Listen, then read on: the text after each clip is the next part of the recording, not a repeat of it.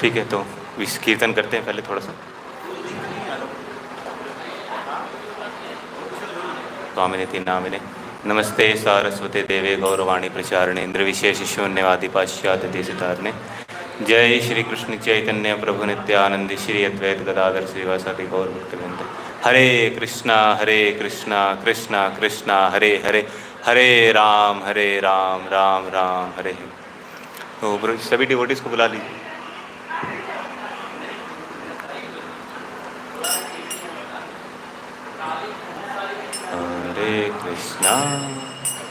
हरे कृष्णा कृष्णा कृष्णा हरे हरे,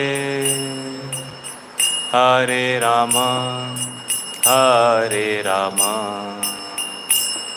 राम राम हरे हरे। हरे कृष्णा कृष्णा कृष्णा हरे हरे, हरे राम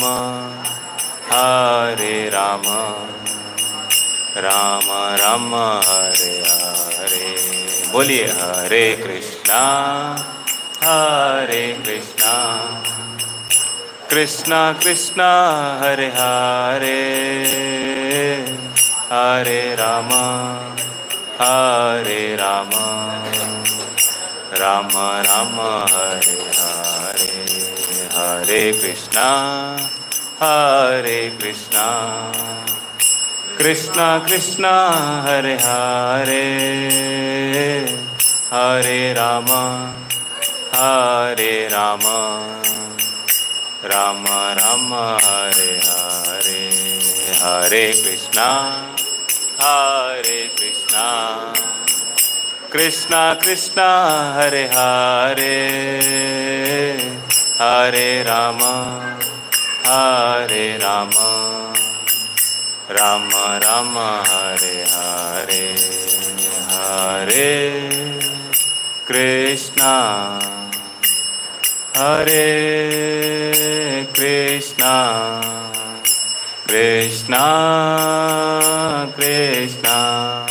कृष्णा हरे हरे,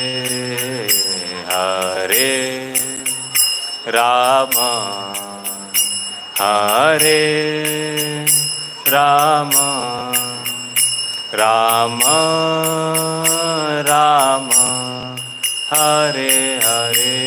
राम राम राम हरे हरे। हरे कृष्णा कृष्णा कृष्णा हरे हरे,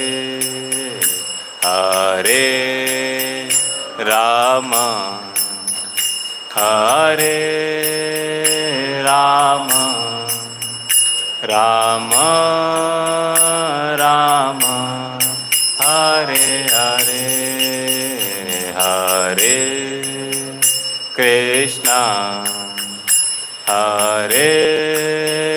कृष्णा कृष्णा कृष्णा हरे हरे, हरे राम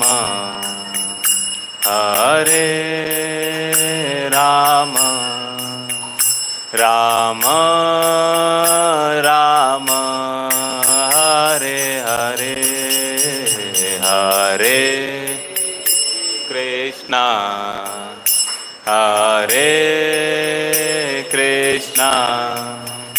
कृष्णा कृष्णा हरे हरे, हरे राम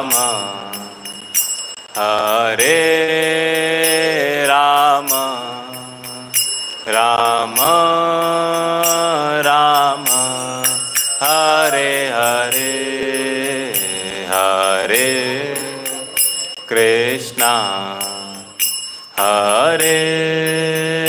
कृष्णा कृष्णा कृष्णा हरे हरे, हरे राम राम राम हरे हरे। बोलिए हरे कृष्णा हरे कृष्णा कृष्णा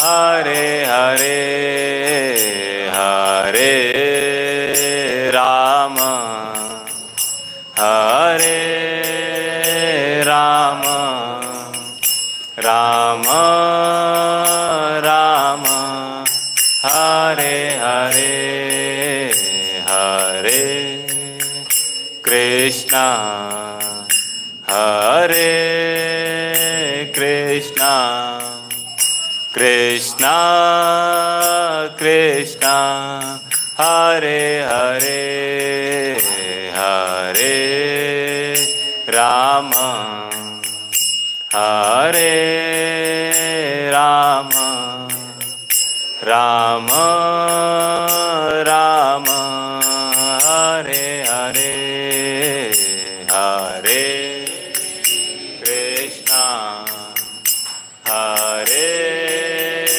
कृष्णा कृष्णा कृष्णा हरे हरे हरे राम हरे राम राम राम हरे हरे हरे कृष्णा हरे कृष्णा कृष्णा कृष्णा हरे हरे हरे राम हरे राम राम राम हरे हरे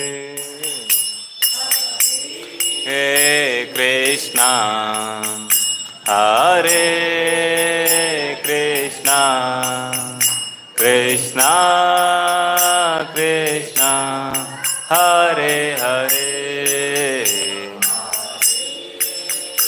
राम हरे राम राम राम हरे हरे हरे कृष्णा हरे कृष्णा कृष्णा कृष्णा हरे हरे हरे राम हरे राम राम राम हरे हरे हरे कृष्णा हरे कृष्णा कृष्णा कृष्णा हरे हरे हरे राम हरे राम राम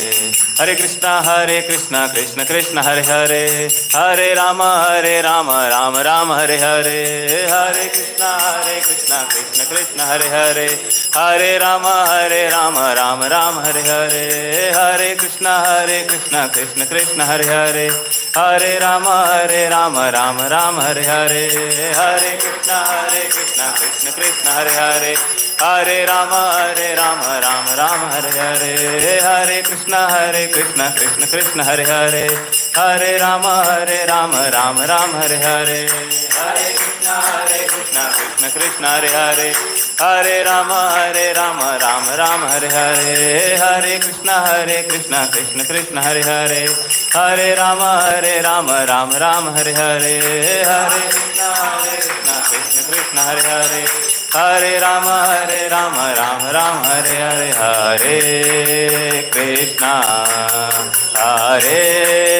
कृष्णा कृष्णा कृष्णा हरे हरे हरे राम राम राम हरे हरे हरे कृष्णा हरे कृष्णा कृष्णा कृष्णा हरे हरे हरे राम राम राम हरे हरे हरे कृष्णा कृष्ण कृष्ण हरे हरे हरे राम राम राम हरे हरे हरे कृष्णा कृष्ण हरे हरे हरे राम राम हरे हरे हरे कृष्णा कृष्ण कृष्ण हरे हरे हरे राम राम हरे हरे हरे कृष्णा कृष्ण कृष्ण हरे हरे हरे राम राम हरे हरे हरे कृष्णा कृष्णा कृष्णा कृष्णा हरे हरे हरे राम राम राम हरे हरे हरे कृष्णा कृष्णा कृष्णा कृष्णा हरे हरे हरे राम राम राम राम हरे हरे जय राधा माधव राधा माधव राधे माधव राधा माधव राधे जय जगन्नाथ जगन्नाथ बलदेव मैया सुभद्रा जगन्नाथ बलदेव मैया सुभद्रा जय गौरनिताय गौरनिताय पतित पावन गौरनिताय गौरनिताय पतित पावन गौरनिताय जय जय प्रभुपाद प्रभुपाद प्रभुपाद प्रभुपाद जय प्रभुपाद प्रभुपाद प्रभुपाद प्रभुपाद निताय गौर हरि बोल हरि बोल हरि बोल निताय गौर हरि बोल हरि बोल हरि बोल हरि बोल हरि बोल। जय नाम संकीर्तन की जय राधा माधव कुंज विहारी जय राधा माधव कुंज विहारी जय राधा माधव कुंज विहारी राधा माधव कुंज विहारी जय गोपी जन वल्लभ गिरिवरधारी गोपी जन वल्लभ गिरिवरधारी जय गोपी जन वल्लभ गिरिवरधारी गोपी जन वल्लभ गिरिवरधारी यशोदानंदन व्रज जनरंजन धन व्रज जनरंजन यशोदानंदन व्रज जनरंजन नंदन व्रज जनरंजन यशोदानंदन व्रज जनरंजन नंदन व्रज जनरंजन यशोदानंदन व्रज जनरंजन यमुना तीरावनचारी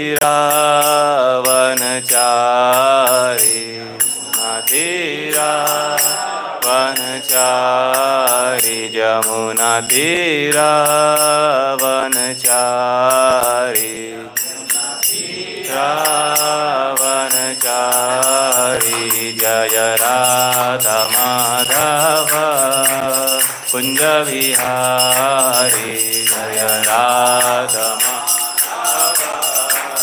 कुंज विहारी जय राधा माधव कुंज विहारी कुंज विहारी हरे कृष्णा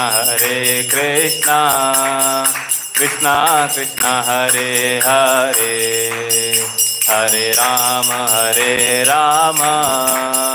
राम राम हरे हरे हरे कृष्णा कृष्णा कृष्णा हरे हरे हरे राम राम राम हरे हरे हरे कृष्णा कृष्णा कृष्णा हरे हरे हरे राम राम राम हरे हरे हरे कृष्णा कृष्णा कृष्णा हरे हरे हरे राम राम राम हरे हरे हरे कृष्णा कृष्णा कृष्णा हरे हरे हरे राम राम राम हरे हरे हरे कृष्णा कृष्णा हरे हरे हरे राम राम राम हरे हरे जय राधा माधव राधे राधा माधव राधे जय जगन्नाथ जय बलदेव मैया सुभद्रा नाथ जय जगन्नाथ जय बलदेव मैया सुभद्रा निताय गौर हरि बोल निताय गौर हरि बोल निताय गौर हरि बोल निताय गौर हरि बोल। जय हरिनाम संकीर्तन की श्री राधा माधव जी की श्री जगन्नाथ बलदेव सुभद्रा महारानी की निताय गौर प्रेमानंदे जगत गुरु श्रील प्रभुपाद की हरे कृष्णा। तो आप सभी भक्तों का हार्दिक स्वागत है आज के इस भगवद गीता के सत्र में। रोज ये कोई एक लाइट जल सकती है पॉसिबल है? रोज अभी थोड़ा अंधेरा हो ही जाएगा फिर।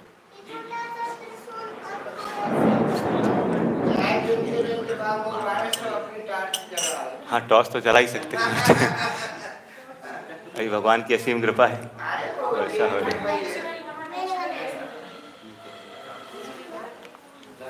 हालांकि अभी भगवद गीता का जब भगवान प्रकाश करेंगे तो डेफिनेटली हम सबके जीवन में प्रोजेक्टर का इश्यू है थोड़ा सा, ठीक है।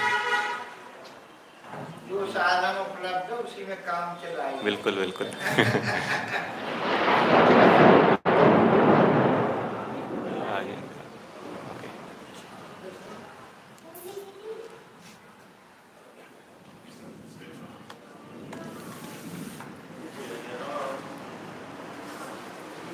प्रभु जी भगवद गीता एक कॉपी प्रभु जी की तरफ, एक माता जी की तरफ दे दीजिए, एक मुझे। हाँ तो 3 कॉपी चाहिए, या अगर हो तो दे दीजिए, लेकिन सबको ओपन करना पड़ेगा।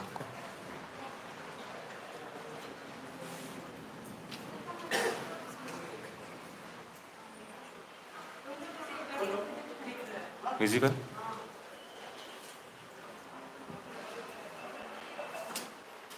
खुली थी प्रभु जी, दो भगवद गीता रखी थी,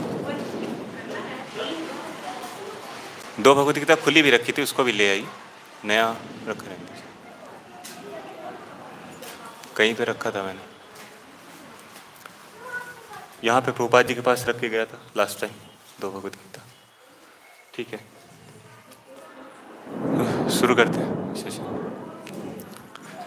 उमज्ञानतिमिरान्धस्य ज्ञानाञ्जनशलाकया चक्षुरोन्मीलितं येन तस्मै श्रीगुरुवे नमः।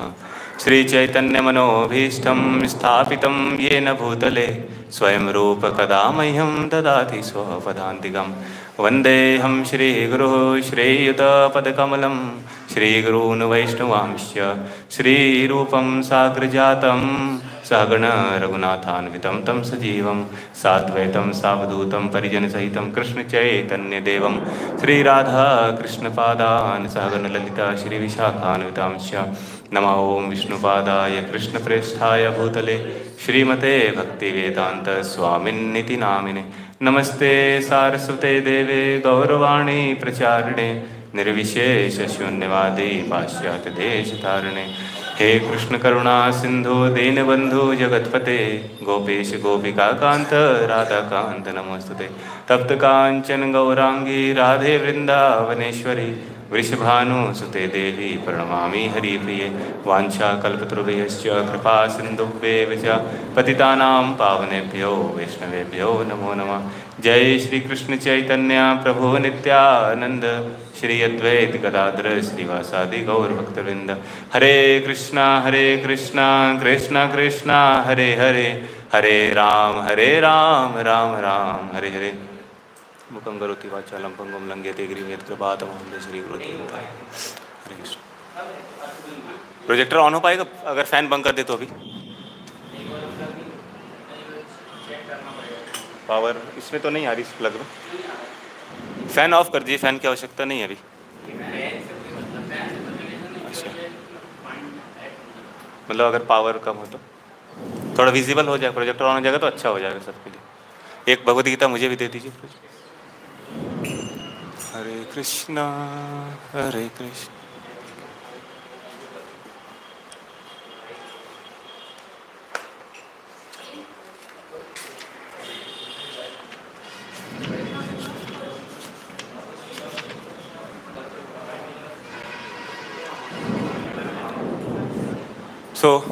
प्रभु जी आप देख लेंगे, मैं शुरू करूँ आगे? समय हो रहा है, अगर चल पाए तो ठीक है, नहीं कोई बात नहीं, संभव नहीं। वहाँ के पावर उस प्लग में पावर है, अगर नहीं दो एक्सटेंशन है ना, दो को कनेक्ट करके कर सकते हैं। एक वहाँ पे फिर यहाँ पे ला सकते हैं। ठीक है। आज का सेशन हम शुरू करते हैं। बताइए लास्ट सेशन, सबसे पहले बताइए आप सब कैसे हैं? आवाज़ ही नहीं आई थोड़ा सा। अच्छा ठीक है, सभी लोग अच्छे हैं, स्वस्थ हैं, ठीक है। हम यहाँ पे क्यों आए हैं?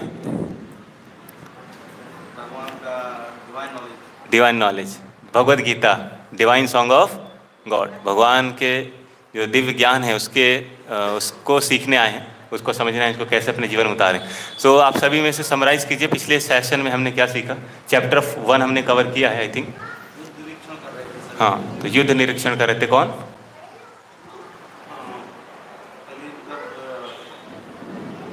पहले अध्याय का नाम बताइए, क्या है? कुरुक्षेत्र में क्या बता रहे हैं? कुरुक्षेत्र के युद्ध स्थल में सैन्य निरीक्षण, है ना? कौन कर रहे हैं सैन्य निरीक्षण? अर्जुन, है ना? तो क्या बोलते हैं अर्जुन कि मुझे क्या करिए, दोनों सेनाओं के मध्य में ले चलिए ताकि मैं देख सकूं कौन है यहाँ पर जो युद्ध के लिए एकत्रित हुए। और उसके बाद फिर हमने देखा था कि अर्जुन क्या है, अपने परिवारजनों को देख करके क्या है, दुखी हो जाते हैं कि मुझे इनसे लड़ना पड़ेगा, तो इससे अच्छा होगा क्या मैं वन में चला जाऊं और इनसे युद्ध ना करना पड़े, क्योंकि सामने कौन है? मेरे गुरु हैं, मेरे दादा हैं, द्रोणाचार्य हैं, भीष्म पितामह हैं, है ना? इस तरह से बहुत सारे उनके मामा हैं, है ना? सब लोग सामने युद्ध में खड़े हैं और उनको पता था कि युद्ध होगा तो सभी क्या है, मारे जाएंगे। तो इस तरह से श्री अर्जुन क्या हुआ, व्यथित होकर के युद्ध से मना कर देते हैं और क्या करते हैं, अपना धनुष, क्या नाम उनके धनुष का? गांडी, वो छोड़ देते हैं और फिर बैठ जाते हैं और रथ पर। और क्या क्या कारण देते हैं युद्ध ना लड़ने के, बताइए आप सब।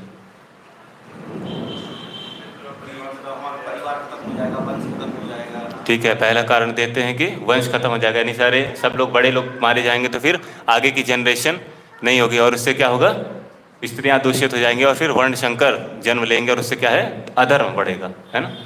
उसके बाद एक कारण हो गया और उनके दया, ठीक है, कंपैशन। मनुष्य हैं वो भगवान के भक्त भी हैं, तो इसलिए उनके अंदर दया भावना भी है। और असमंजस, तीसरा कारण असमंजस होता है कि मैं इनको युद्ध लड़ूं कि ना लड़ूं, उचित है कि अनुचित है, ठीक है। और यानी अगर हम कुछ भी पाते हैं तो हमको फैमिली के साथ शेयर करना रहता है, फ्रेंड्स के साथ शेयर करना रहता है, लेकिन यहाँ पे युद्ध में क्या है, सब मारे ही जाएंगे, तो किसके साथ शेयर करेंगे? यानी अपने हैप्पीनेस किससे शेयर करने के लिए कोई रहेगा नहीं। तो और एक कारण और है, पाप का डर, यानी कि अगर मैं इनकी हत्या करूँगा तो मुझे पाप लगेगा, पाप का भागीदारी। इतने सारे कारण अर्जुन गिनाते हैं और फिर दुखी होकर के बैठ जाते हैं और अश्रुओं से उनके नेत्र भर आते हैं। तो आज हम देखने वाले हैं कि भगवान कैसे उनके इस अज्ञान को दूर करते हैं।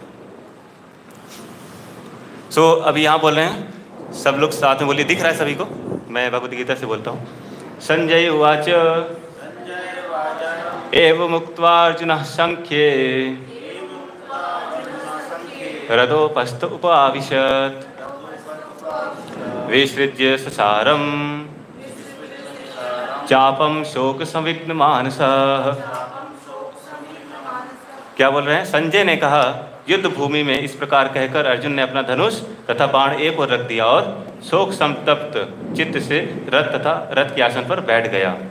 प्रभुपाद जी यहाँ लिख रहे हैं, अपने शत्रु की स्थिति का अवलोकन करते समय अर्जुन रथ पर खड़ा हो गया था, किंतु वह शोक से इतना संतप्त हो उठा कि अपना धनुष बाण एक ओर रख कर रथ पर आसन पर पुनः बैठ गया। ऐसा दयालु तथा कोमल हृदय व्यक्ति जो भगवान की सेवा में रत हो, आत्मज्ञान प्राप्त करने के योग्य है। मेन पॉइंट यहाँ पर यही है कि कौन भगवान के ज्ञान को प्राप्त कर सकता है? जिसके अंदर दया हो, जीवों के प्रति दया ना। जीव बोलते हैं जीवे दया कृष्ण नाम सर्वधर्मसार, यानी जीवों के प्रति दया ही क्या है? जो इसके अंदर दया है वही भगवान के नाम का प्रचार कर सकते हैं, और मनुष्यों के ऊपर दया करना ही सबसे महत्वपूर्ण है।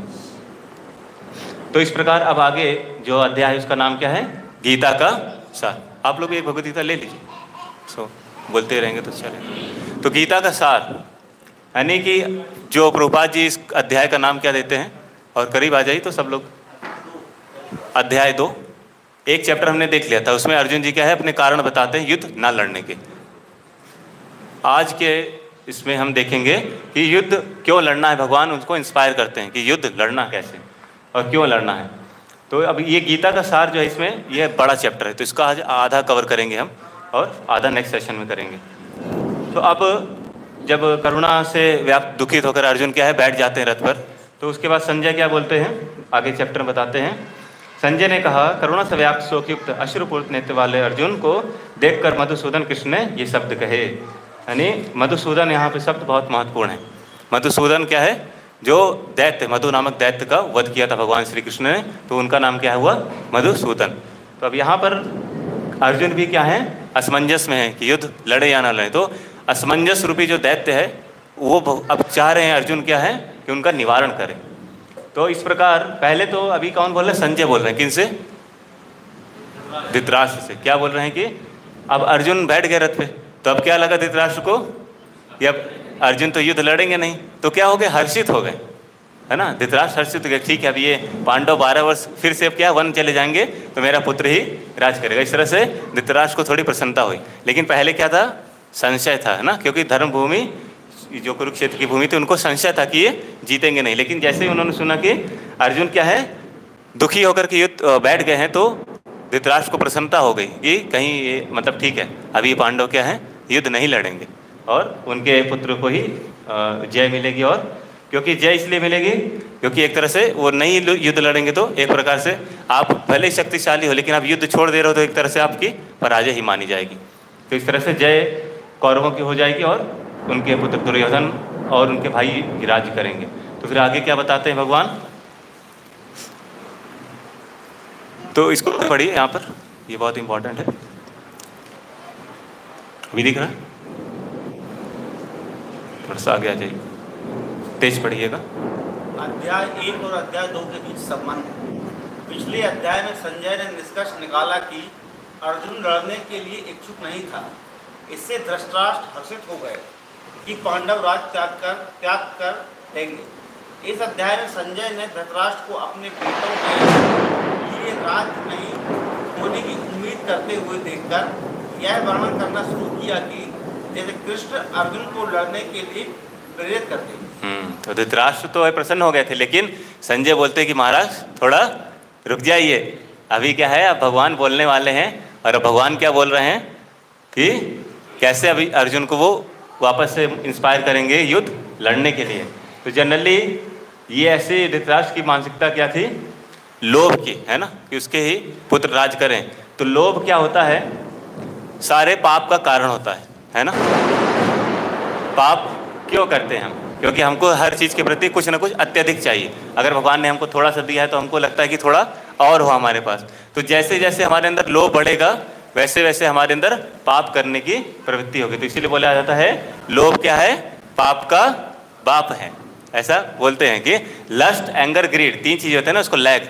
तो हमारे लाइफ में अगर हम तीन चीज़ों को हटा देंगे, क्या, लैग, लस्ट, एंगर, ग्रीड, उसमें से सबसे इंपॉर्टेंट कौन है, ग्रीड। यानी लस्ट को भी कहीं ना कहीं भगवान कृपा से कनकर कर सकते, जीत सकते हैं।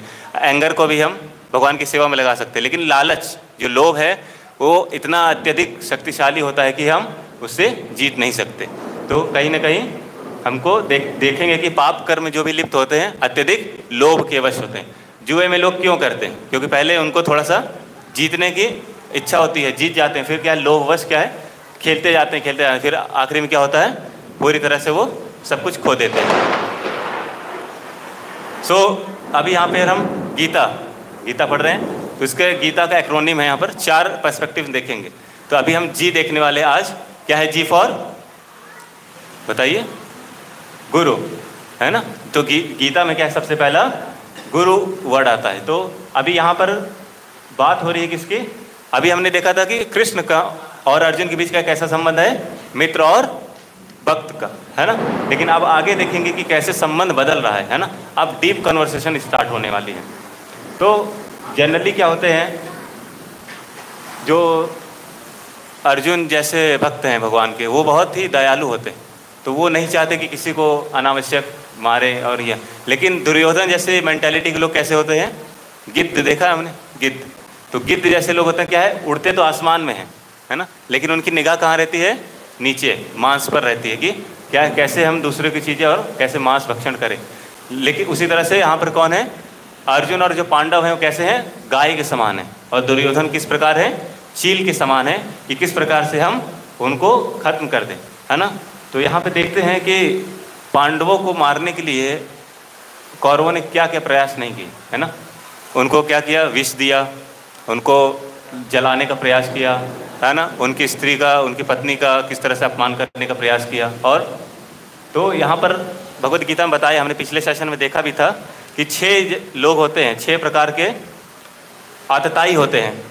सबसे पहला कौन, विष देने वाला, ये हमने देखा था लास्ट सेशन में। दूसरा, घर में आग जलाने वाला। तीसरा, घातक हथियार से आक्रमण करने वाला। चौथा, धन को लूटने वाला। 5वां, दूसरे की भूमि हड़पने वाला। और पराई स्त्री का अपहरण करने वाला। ये 6 प्रकार के लोग हैं। शास्त्रों के अनुसार ऐसे आतताइयों का तुरंत वध कर देना चाहिए। तो बताइए, दुर्योधन फुल्ली सर्टिफाइड है कि नहीं, है ना, मृत्यु के लिए उनके पास सारी क्वालिफिकेशन है। ऐसा कोई इसमें कार्य है 6 में से जो दुर्योधन ने ना किया हो, है ना। विष भी दिया, आग में भी जलाने का प्रयास किया, उनकी पत्नी का अपमान भी किया, और कितने सारे बार उनको आक्रमण किए, है ना। तो दुर्योधन क्या है, अभी पूरी तरह से क्वालिफाइड है अब मरने के लिए, है ना, उनके पास फुल सर्टिफिकेशन है। तो उसी तरह से अब अर्जुन इतने दयालु थे, उनको लग रहा था कि भाई कैसे इनके प्रति हिंसा करूं, क्योंकि सारे अपने लोग हैं। तो बहुत बार लोगों को लगता है कि अहिंसा करना बहुत, मतलब हिंसा करना गलत है ना। तो हिंसा करना क्या गलत है सही में, किनको लगता है हिंसा करना गलत है? अच्छा, तो हिंसा करना गलत। तो यहाँ पे बताया गया है कि किस प्रकार की हिंसा करना गलत है, किस प्रकार की हिंसा करना सही है। तो जब आप धर्म के प्रति हिंसा कर रही हैं तो वो आपको करना ही पड़ेगा। यानी धर्म की रक्षा के लिए अगर आपको हिंसा करना पड़ेगा तो डेफिनेटली आपको करना ही पड़ेगा।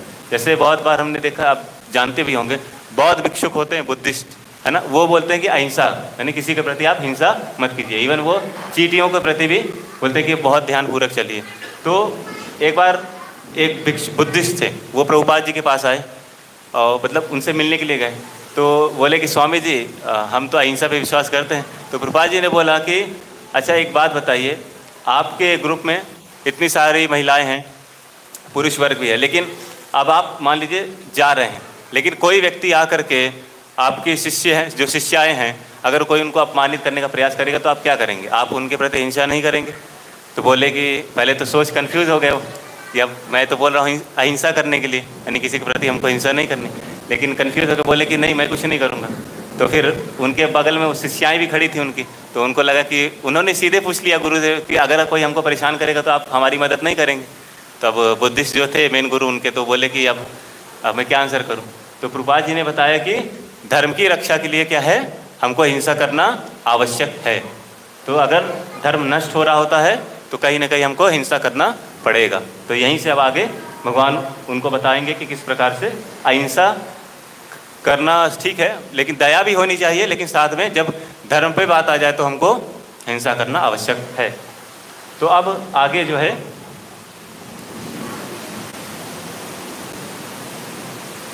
तो जी यहाँ पर हम पहला एस्पेक्ट देखने वाले गुरु है ना।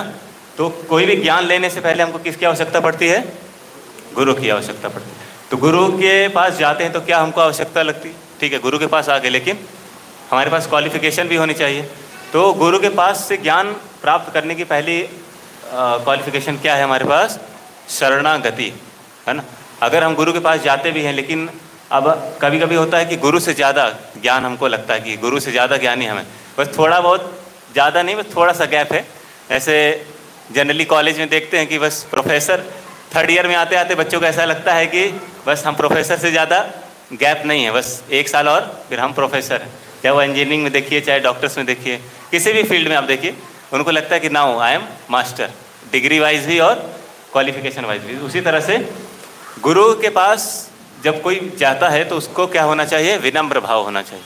जब विनम्रता पूर्वक गुरु के पास जाकर के उनकी शरणागत लेंगे तब हमको वास्तव में ज्ञान प्राप्त होगा। भौतिक ज्ञान की बात यहाँ पे नहीं कर रहे, आध्यात्मिक ज्ञान के प्रति जब हमको प्राप्त करना है तो क्या है, हमारे अंदर विनीत भाव होना चाहिए। तो उसी तरह से यहाँ पर एक श्लोक अब अर्जुन बोलेंगे क्या?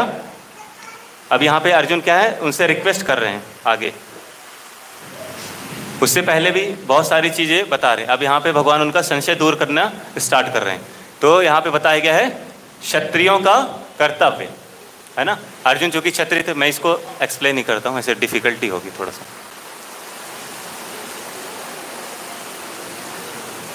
तो भगवान कृष्ण अर्जुन को ताड़ित करते हैं, क्या बोलते हैं कि आपके अंदर ये कलमश आया कैसे?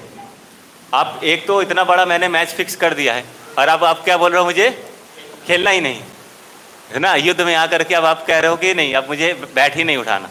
तो उसी तरह से अर्जुन पहले तो उनको कृष्ण भगवान उनको फटकारते हैं कि आपके अंदर ये कलमश आया कैसे, है ना। उसके बाद फिर बताते हैं कि आप क्या हो, क्षत्रिय हो, और क्षत्रिय का काम ही है क्या, युद्ध करना।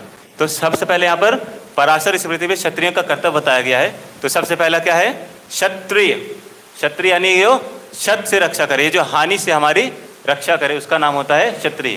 क्योंकि राजा, पहले के राजा जो होते थे क्षत्रिय होते थे, और उसके और जो एडवांस राजा होते थे वो क्या, राज ऋषि होते थे, यानी क्षत्रिय भी होते थे और ऋषि भी होते थे। हरे कृष्ण। तो क्षत्रिय कौन है, जो सभी क्लेशों से नागरिकों की रक्षा करने वाला, उसको कहते हैं क्षत्रिय। शांति तथा व्यवस्था बनाए रखने के लिए हिंसा जो करे, है ना, शांति तथा व्यवस्था बनाने के लिए क्या है, हिंसा करना आवश्यक है। क्योंकि हिंसा नहीं करेंगे तो क्या होगा, बहुत सारे, आप चाहे जितना रूल्स रेगुलेशन बना लीजिए, लेकिन ऐसे लोग रहेंगे ही रहेंगे जो उन नियमों को तोड़ेंगे। तो इसी तरह बोलते हैं ना, लातों के भूत बात से नहीं मानते, तो उनके लिए फिर हिंसा करना आवश्यक रहता है। उसके बाद बताया जा रहा है शत्रु राजाओं सैनिकों को जीतना। ये पहले के राजा होते थे ना, एक राजा से दूसरे राजा को युद्ध करते थे, और जानवरों को भी जाके जंगल में युद्ध करते थे, उनको मारते थे। आज के कोई क्षत्रिय हैं जो ऐसे जाकर के युद्ध कर सके, शेर से 1-on-1 फाइट कर सके, कोई नहीं ना। तो इस तरह से जो क्षत्रियों का धर्म था वो सारा चीज़, और धर्मपूर्वक संसार पर राज करना।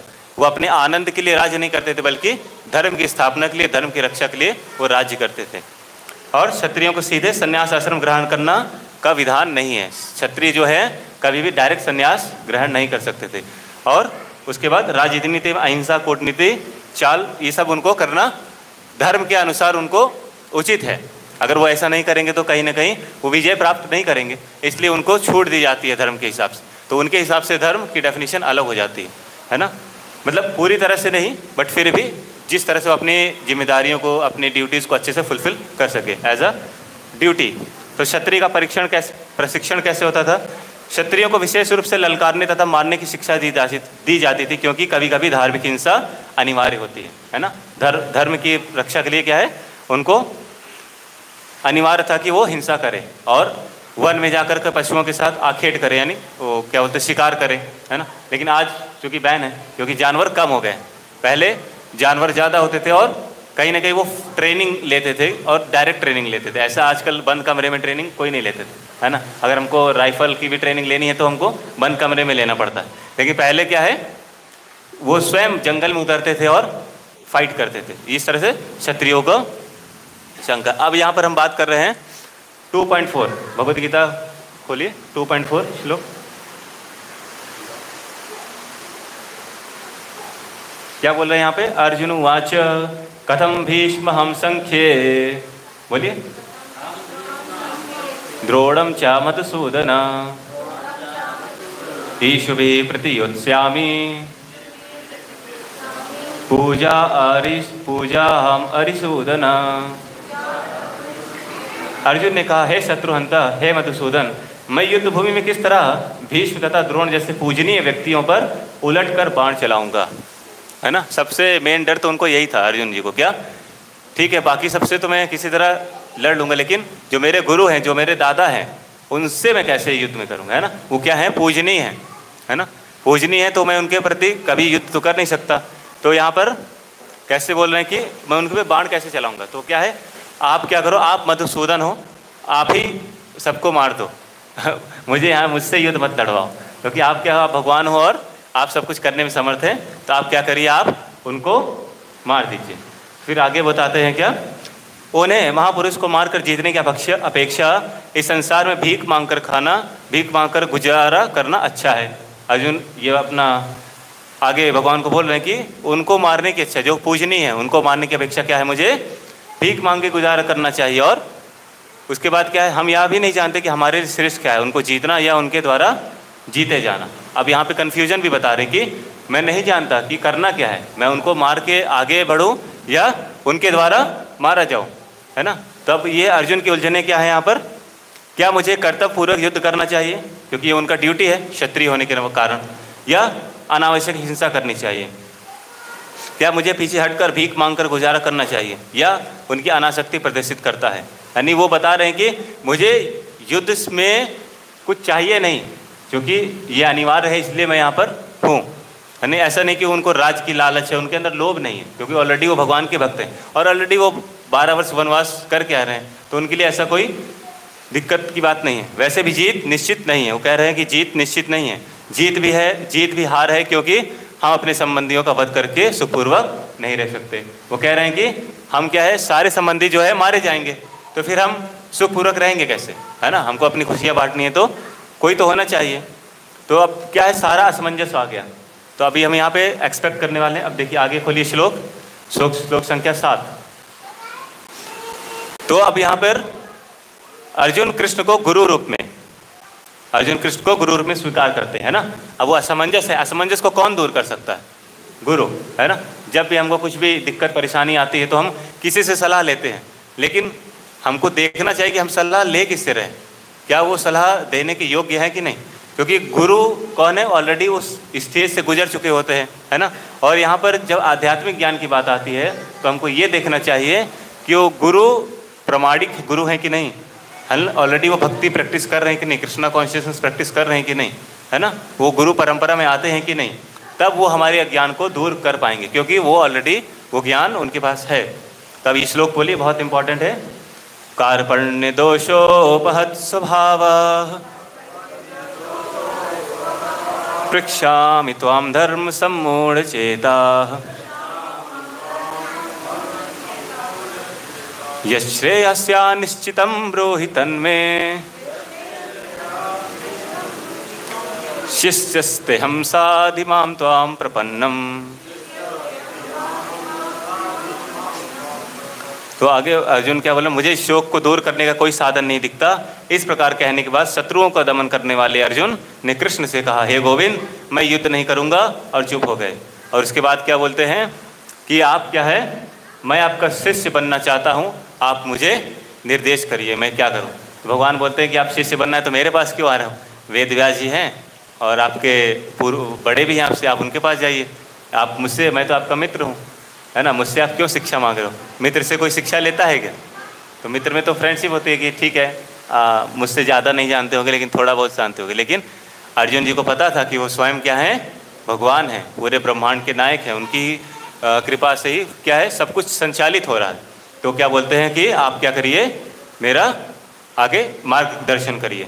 तो गुरु जीवन के अनचाही उलझनों से मुक्त होने के लिए प्रामाणिक गुरु के पास जाना चाहिए। यानी हमको जब भी जीवन में उलझने लगती हैं तो हमको क्या है, प्रामाणिक गुरु के पास जाना चाहिए। अब यहाँ पर दो चीज़ें होती हैं, एक कृपण होते हैं और एक ब्राह्मण होते हैं। तो ब्राह्मण हम क्यों बोलते हैं, ब्राह्मण का मतलब क्या होता है, ब्राह्मण जनरली होते हैं ज्ञानी लोग, यानी जिनके पास ज्ञान होता है, जो भगवान की सेवा में हमको लगा सकते हैं और सही वास्तव में इस मनुष्य जीवन का लक्ष्य क्या है वो हमको बता सकते हैं, वो ब्राह्मण। तो उसी से एक और वर्ड आता है कृपण। कृपण का मतलब क्या होता है, जो उलझनों में पड़े हुए व्यक्ति की परिभाषा क्या है, वह जो जीवन की समस्याओं को नहीं समझता। जीवन की समस्याएं क्या हैं बताइए आप लोग, जीवन की समस्याएं क्या हैं? जन्म मृत्यु जरा व्याधि, ठीक है, ये तो अभी आपको पता है। जर्नल में क्या है, रोटी कपड़ा और मकान है ना। जीवन की मूल समस्याएं क्या है कि भाई खाना कहाँ है, अगर हम आज वर्क नहीं करने जाएंगे, 9 घंटे काम नहीं करेंगे तो फिर आगे घर कैसे चलेगा। और ठीक है, मान लीजिए पैसे आ भी रहे हैं तो अभी क्या मेरे पास थोड़ा छोटा घर है, ये एक्सपेंड हो जाए, बड़ा हो जाए तो ठीक है, अभी गर्मी बहुत है, एसी लग जाए, ठंडी में फिर हमको ब्लोअर चाहिए रहता है। तो जीवन की अलग अलग सुविधाएं हम ढूंढते रहते हैं और हमको लगता है कि वास्तव में यही जीवन है। हरे कृष्णा। देखिए, इनको अभी जीवन से कोई मतलब नहीं, ये आनंदमय है ना। और वास्तव में यही समय है जिसमें हम उनको अच्छे से बता सकते हैं कि वास्तव में जीवन का उद्देश्य क्या है। वो आराम से मस्त है, उनको कोई दिक्कत नहीं। यहाँ पे आप कुछ भी बजा दीजिए, उससे कोई मतलब नहीं, वो आराम से अपने जीवन में व्यस्त हैं। तो जीवन की समस्याएं क्या है, मेनली प्रश्न क्या करना चाहिए हमको, पहले तो अपने आइडेंटिटी को जानना चाहिए, हु एम आई। अगर कोई व्यक्ति ये नहीं जानता कि मैं कौन हूँ तो वास्तव में क्या है, वो कृपण है, क्योंकि वो प्रश्न कर ही नहीं रहा कि मैं हूँ कौन, है ना।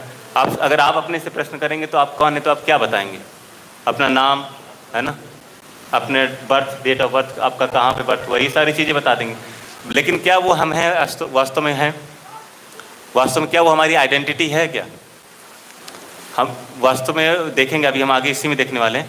तो हमको प्रश्न करना चाहिए हम कौन हैं, और दूसरा प्रश्न हमको ये करना चाहिए हमारे जीवन का उद्देश्य क्या है, लक्ष्य क्या है, हम इस जीवन में, इस शरीर में क्यों हैं, हमारा लक्ष्य क्या है, बताइए, कोई शेयर करना चाहते हैं अगर?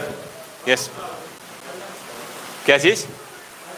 भजन करना। तो हम कितने, ठीक है, भजन करने के लिए तो कोई कुछ चाहिए नहीं, है ना, भगवान की कृपा से हमको कहीं ना कहीं से प्रसाद मिल ही जाता है ना। तो भजन करने में, अगर जो भजन करना चाहते हैं वास्तव में, उनको कभी भी कोई डिफ़िकल्टी होती ही नहीं। तो अभी फ्लैश जला सकते हैं, लाइट का थोड़ा इशू है यहाँ पर, ठीक है। तो जो भक्त भजन करना चाहते हैं, जो भगवान का भजन करते हैं, उसमें रमते हैं, तो उनको तो फिर कोई चिंता नहीं रहती। लेकिन आई थिंक ओवरलोड हो गया, तो सारे सब बंद करके केवल एक बल्ब जला सकते हैं जिससे थोड़ा उजाला रहे। तो जनरली कृपण वही लोग होते हैं जो ऐसे प्रश्न नहीं करते, हमारे जीवन का लक्ष्य क्या है, वास्तव में मेरा आइडेंटिटी क्या है। जो व्यक्ति अपने आप को सिर्फ शरीर मान करके पूरा जीवन सिर्फ और सिर्फ क्या करते हैं, रोटी कपड़ा मकान, है ना, जो मूल चीज़ें हैं, और बहुत ज़्यादा अगर दूसरी शास्त्रों की भाषा में बोले तो धर्म अर्थ काम मोक्ष, है ना। बहुत लोग जो ज्ञान के स्तर पे बात करते हैं तो धर्म अर्थ काम और मोक्ष इतने में ही लगे रहते हैं, इससे ऊपर भक्ति तक नहीं पहुंच पाते। और जो वास्तव में अपने मनुष्य जीवन प्राप्त करके भक्ति को प्राप्त नहीं कर पाता, वो एक तरह से क्या है, अपने मनुष्य जीवन को गंवा ही रहा होता है। सो अभी क्या है, हमको क्या करना चाहिए, हम अपने वास्तव में जीवन को कैसे सही जीवन सही मायने में जी सकते हैं। तो जब हम ये प्रश्न करेंगे हम कौन हैं और हमारे जीवन का उद्देश्य क्या है, अगर हम ऐसे प्रश्न नहीं करते तो उनको क्या बोलते हैं, कृपण, है ना। लेकिन आप सब यहाँ पे भाग्यशाली हैं, आप सब के अंदर वो इच्छाएं हैं, तभी तो आप सब यहाँ पे उपस्थित है। और भगवद गीता की जो दिव्य ज्ञान है वो हमारे अंदर वो इच्छा है लेने की, तभी आप सब यहाँ पे उपस्थित हैं। लेकिन जो इससे दूर हैं, ये हम सबको कृपा है भगवान की, प्रभुपाद जी की, कि हम सब यहाँ पे एकत्रित होकर के भगवत चर्चा कर पा रहे हैं। लेकिन 95% लोग क्या हैं, इससे अनजान है ना। और इस तरह से अब आगे हम देखते हैं कि भगवद गीता सीखने के लिए उचित भाव क्या होना चाहिए। तो भगवद गीता के ज्ञान को समझने के उचित भाव स्थापित अब यहाँ भगवान करते हैं। क्या उचित भाव क्या है? अर्जुन मैत्री भाव को छोड़कर भगवद गीता के प्रथम शिष्य के रूप में कृष्ण को शरणागत हो जाते हैं। यानी अब वो ये नहीं कहते कि मैं आपका मित्र हूँ, आप मुझे ज्ञान दीजिए। क्या करते हैं? शिष्यस्ते हम साधिमाम त्वाम प्रपन्नम, यानी मैं आपका शिष्य हूँ। यदि किसी को सेल्फ रियलाइजेशन, आत्म साक्षात्कार करना है तो प्रमाणिक गुरु के पास जाकर के उनके शरणागत होना पड़ेगा, तब जाकर के उनको ये भगवद गीता का दिव्य ज्ञान उनके हृदय में प्रवेश करेगा। और अनुचित भाव क्या है? भौतिक विद्वान का कहना है कि कृष्ण को शरणागत होने की आवश्यकता नहीं है, बल्कि कृष्ण के भीतर अजन्मे को शरणागत होना चाहिए। यानी बहुत लोग बोलते हैं कि भगवान क्या है? अजन्मा है, यानी निराकार ब्रह्म है। यानी हमारे अंदर से जो आवाज़ आती है उसको ही, यानी कहीं ना कहीं हमारे अंदर से आवाज़ आती है तो उनको लगता है कि अंदर की आत्मा की आवाज़ ही सब कुछ है। लेकिन अगर आत्मा ही सब कुछ होती तो हम क्यों यहाँ पे भटक रहे होते, है ना। तो कहीं ना कहीं हमको गुरु के शरणागत होकर के हमको क्या है, ज्ञान प्राप्त करना चाहिए, ना कि मेंटल कॉन्कॉक्शन, यानी मन गढ़ंत तरीके से स्वयं से कुछ भी नहीं समझ लेना चाहिए। इसलिए उन्हें भगवद गीता को समझने के संदर्भ में सबसे बड़ा मूर्ख कहा गया है, जो अनुचित भाव से, यानी कि स्वयं के मन गढ़ंत तरीके से जो ज्ञान प्राप्त करना चाहते हैं। तो अब कारण क्या है? जब हम ईश्वर से दूर हो जाते हैं तो हम कष्टों को आमंत्रित करते हैं, जब हम भगवान के उपदेशों का पालन करते हैं तो हम खुश हो जाते हैं, है ना। मिलली इसको प्रोजेक्ट करना अच्छा था।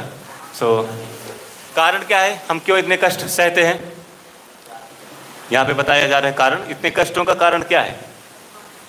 क्योंकि एक पिता से जब बच्चा दूर हो जाता है, माता पिता से, तो डेफिनेटली फिर वो क्या है, कष्ट सहेगा, है ना।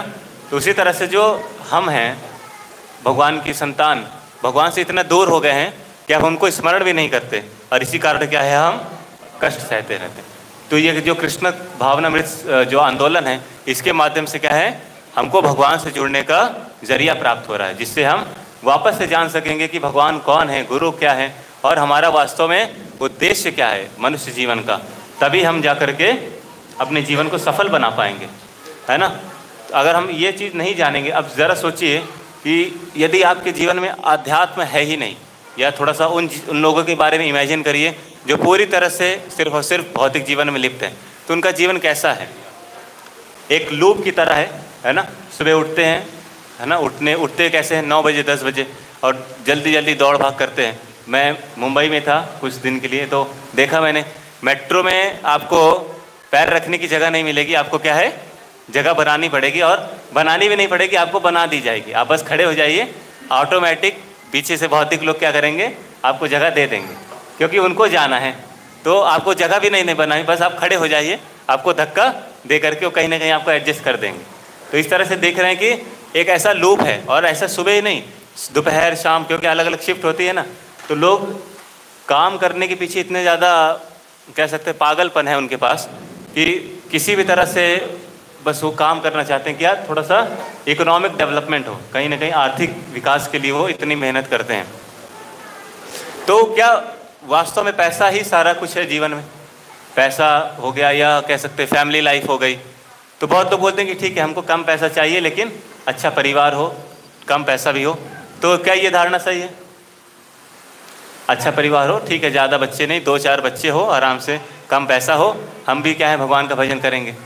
आज सुबह ही हमारे मोहित प्रभु बोल रहे थे कि ठीक है, हमको ज़्यादा कुछ नहीं चाहिए जीवन में, बस नॉर्मल, ठीक है, अच्छा खासा कुछ अच्छी जगह हो जहाँ पे हम भगवान का भजन कर सके, जितनी ज़रूरत उतना आता रहे। तो ठीक है, उतना तो भगवान देंगे ही, लेकिन प्रॉब्लम क्या है, कुछ तो हमारे पास्ट कर्म का रिएक्शन रहेगा, जिसको हमको कहीं ना कहीं सफ़र करना ही पड़ेगा जब तक उसका प्योरीफिकेशन नहीं होगा। और कुछ हमारी आगे इच्छाओं पर निर्भर करता है कि हम आगे कैसी इच्छा कर रहे हैं। तो जनरली जो डिवोटी नहीं है, या कह सकते हैं जिनके अंदर ये इच्छा नहीं है, जो भगवत गीता के बारे में जानने के इच्छुक है, तो उनका लाइफ देखेंगे ज़्यादा कुछ नहीं, एक लूप में चलता है। सुबह उठे, सोए, फिर खाए पिए, और फिर इसी तरह से प्रतिदिन उनका जीवन चलता है। बहुत ज़्यादा करते हैं तो कुछ पहाड़ी इलाकों पे थोड़ा वेकेशन होता है, थोड़ा दोस्तों के साथ जाते हैं, वहाँ पे भी कुछ नहीं करते, वहाँ पे जा करके पार्टी करते हैं। पार्टी का मतलब आप समझते ही, उनकी पार्टी का मतलब मांसाहार, मदिरापान, यही पार्टी का मतलब होता है। ऑन द अदर हैंड भगवान की कृपा से उनसे ज़्यादा यात्राएं हमारे यहाँ निकलती। अब जब भी देखेंगे हर महीना, अभी भी यूथ यात्रा गया है, उसके पहले कुछ हफ्ते पहले गृहस्थों का कैंप था, है ना। तो आप देखेंगे हर महीने कुछ ना कुछ कैंप होता है, यानी भौतिकतावादी लोगों से ज़्यादा आनंद भक्ति में रहता है। ये बस उनको एक्सपीरियंस नहीं रहता, इसलिए वो दूर रहते हैं। उनको लगता है धन ही क्या है, पूरे जीवन का सार है, लेकिन वास्तव में क्या है, भगवान की भक्ति ही जीवन का सार है, और हमको भक्ति करने से ही लाभ प्राप्त होगा। तो ये हम देख सकते हैं KFC, मैकडॉनल्ड्स, पिज़्ज़ा हट, ये सारे क्या है, अलग अलग कृत्रिम साधन उपलब्ध हैं उनको आनंद देने के लिए, है ना। तो हमको आनंद कैसे प्राप्त होता है? कुछ अच्छा खाने से, कहीं घूमने से, है ना। तो अब बताइए, भक्तों से ज़्यादा कोई अच्छा स्वादिष्ट प्रसाद से अच्छा कुछ ले सकते हैं क्या, है ना। वो प्रतिदिन जाते उसी मैकडॉनल्ड में ही हैं, क्या, पिज़्ज़ा खाने, और या KFC में जाते हैं नॉन वेजिटेरियन चीज़ें खाने। अल्टीमेटली क्या है, अपने कॉन्शियसनेस को भी वो पूरी तरह से क्या डिस्ट्रॉय कर रहे हैं, है ना, क्योंकि मांसाहार इस मनुष्य शरीर के लिए नहीं। तो मुझे अभी एक चीज़ याद आ रही है। अब आप बताइएगा, एक बोरी चावल मैं सड़क पे रख देता हूँ, ठीक है, तो एक पक्षी आएगा तो क्या करेगा, थोड़ा सा खा के चला जाएगा, और उसके बाद कोई बड़ा जानवर आएगा तो क्या करेगा, ठीक है। अब एक मनुष्य आएगा तो क्या करेगा, पूरा लेके चला जाएगा, है ना। थोड़ा एक भी दाना नहीं छोड़ेगा कि ठीक है कोई पीछे हो सकता आए अपनी, यानी जानवर ज़्यादा अच्छे हैं, क्योंकि वो क्या है, जितनी उनको आवश्यकता है वो उतना ही लेते हैं। और मनुष्य ऐसा है, उठा के ले जाएगा, लेकिन बाद में घूम के आके देखेगा कहीं और तो नहीं पड़ा। तो ये ऐसी मेंटालिटी है, वो दोबारा चेक करने भी आएगा कि कोई हो सकता है, ठीक है मैं एक ले गया तो दूसरा भी पड़ा हो। तो ये लोभ इतना ज़्यादा हो गया है मनुष्य के अंदर कि वो बिल्कुल भी छोड़ना नहीं चाहते। वो सोचते हैं कि जितने भी अच्छी चीज़ें हों सिर्फ और सिर्फ मैं ही करूं, जितनी भी अच्छी चीज़ें हों सिर्फ और सिर्फ मुझे ही मिले, है ना। काइंड ऑफ लॉर्डशिप मेंटालिटी, यानी स्वामित्व का भाव। तो यही स्वामित्व का भाव के कारण क्या है, हम भगवान से दूर हो गए।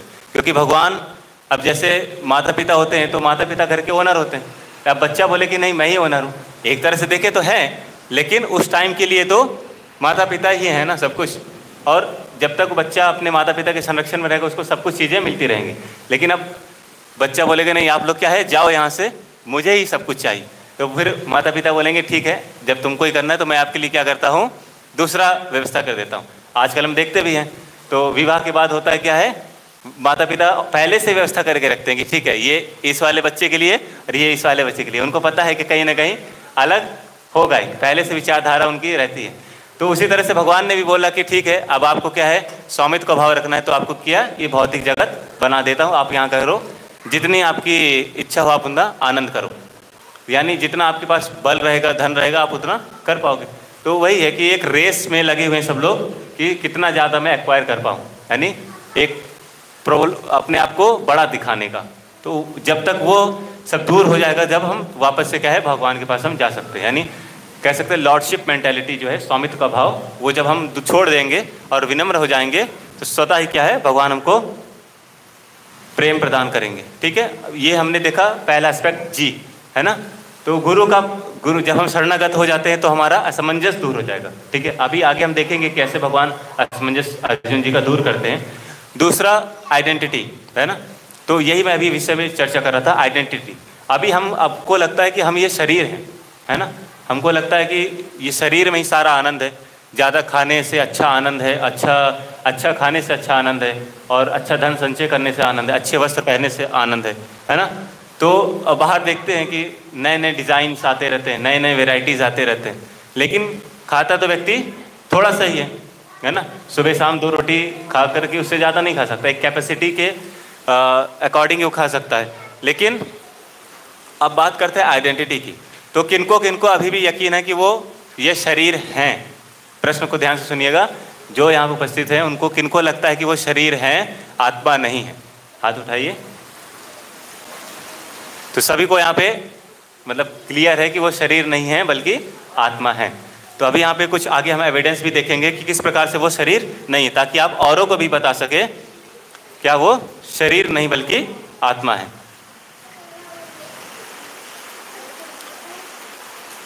तो ये है डॉक्टर हैरी मोनसन, है ना। इन्होंने क्या बहुत रिसर्च करने के बाद ये बताया कि आप क्या हो, बल्कि ये जो बॉडी है क्या है, सिर्फ और सिर्फ इसकी वैल्यू कितनी है, इस बॉडी की वैल्यू कितनी है अगर केमिकल पर्सपेक्टिव से देखें तो, हाँ 110 रुपये इसकी वैल्यू है। इसमें जितने केमिकल इंग्रेडिएंट्स अगर हम देखें तो बताइए कोई भी ऐसा साइंटिस्ट, कोई भी ऐसा रिसर्चर अगर उसको सारे केमिकल दे जाएं तो ह्यूमन बॉडी बना सकता है क्या?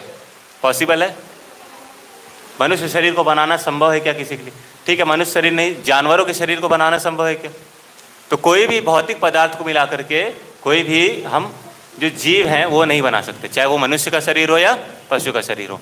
और ठीक है, अगर बना भी लिया तो क्या हम उसको चलायमान कर सकते हैं क्या उसको चला सकते हैं? नहीं चला सकते, क्योंकि उसको चलाने के लिए कौन? ड्राइवर होना चाहिए। तो उसी तरह से ये जो शरीर है हमारा, ये हमको भगवान ने दिया है ताकि हम इसका उपयोग करें। भगवान आगे बताएंगे, यंत्र रूढ़ानी माया है। भगवान खुद ही बताते हैं कि यह शरीर क्या है? यंत्र है। यानी एक कार की तरह अगर हम इसको एग्जाम्पल लें, जैसे कार होता है,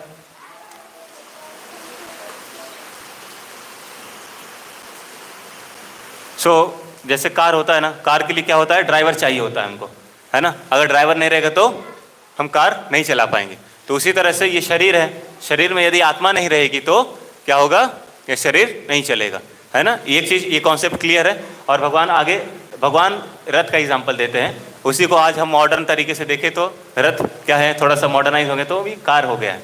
तो उस तरह से कार का एग्जाम्पल हम देखते हैं कि हम ये बल्कि शरीर नहीं बल्कि आत्मा है। अब देखिए यहाँ पे मिस वर्ल्ड का एग्जाम्पल दिया गया है ना।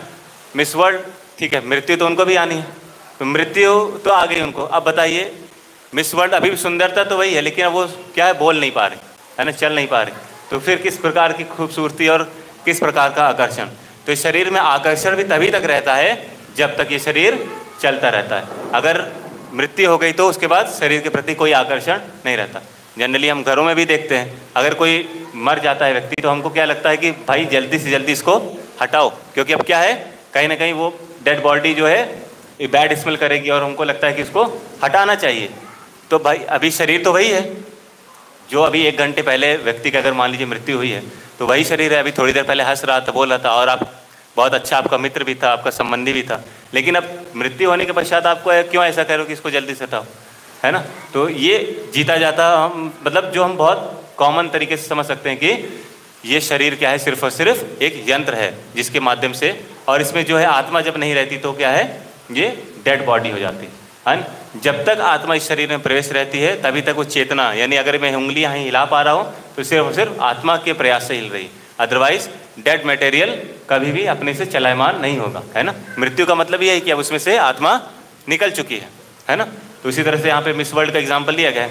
तो ये ऐसा इसलिए लिया है तो लोगों को लगता है कि बहुत ज़्यादा अमीर व्यक्ति हो सकता है भाई, उसके पास कुछ अलग अलग साधन हो जीवित रहने के। तो बहुत लोग जीवित रहने के अलग अलग साधन भी ढूंढते हैं, लेकिन वो क्या है, उन साधनों का प्रयोग नहीं कर सकते। यहाँ पे डिफरेंस बताया गया है, शरीर और आत्मा में अंतर क्या है। तो पहला क्या है, शरीर क्या है, भौतिक है ना। आत्मा क्या है, आध्यात्मिक है। दूसरा बताइए।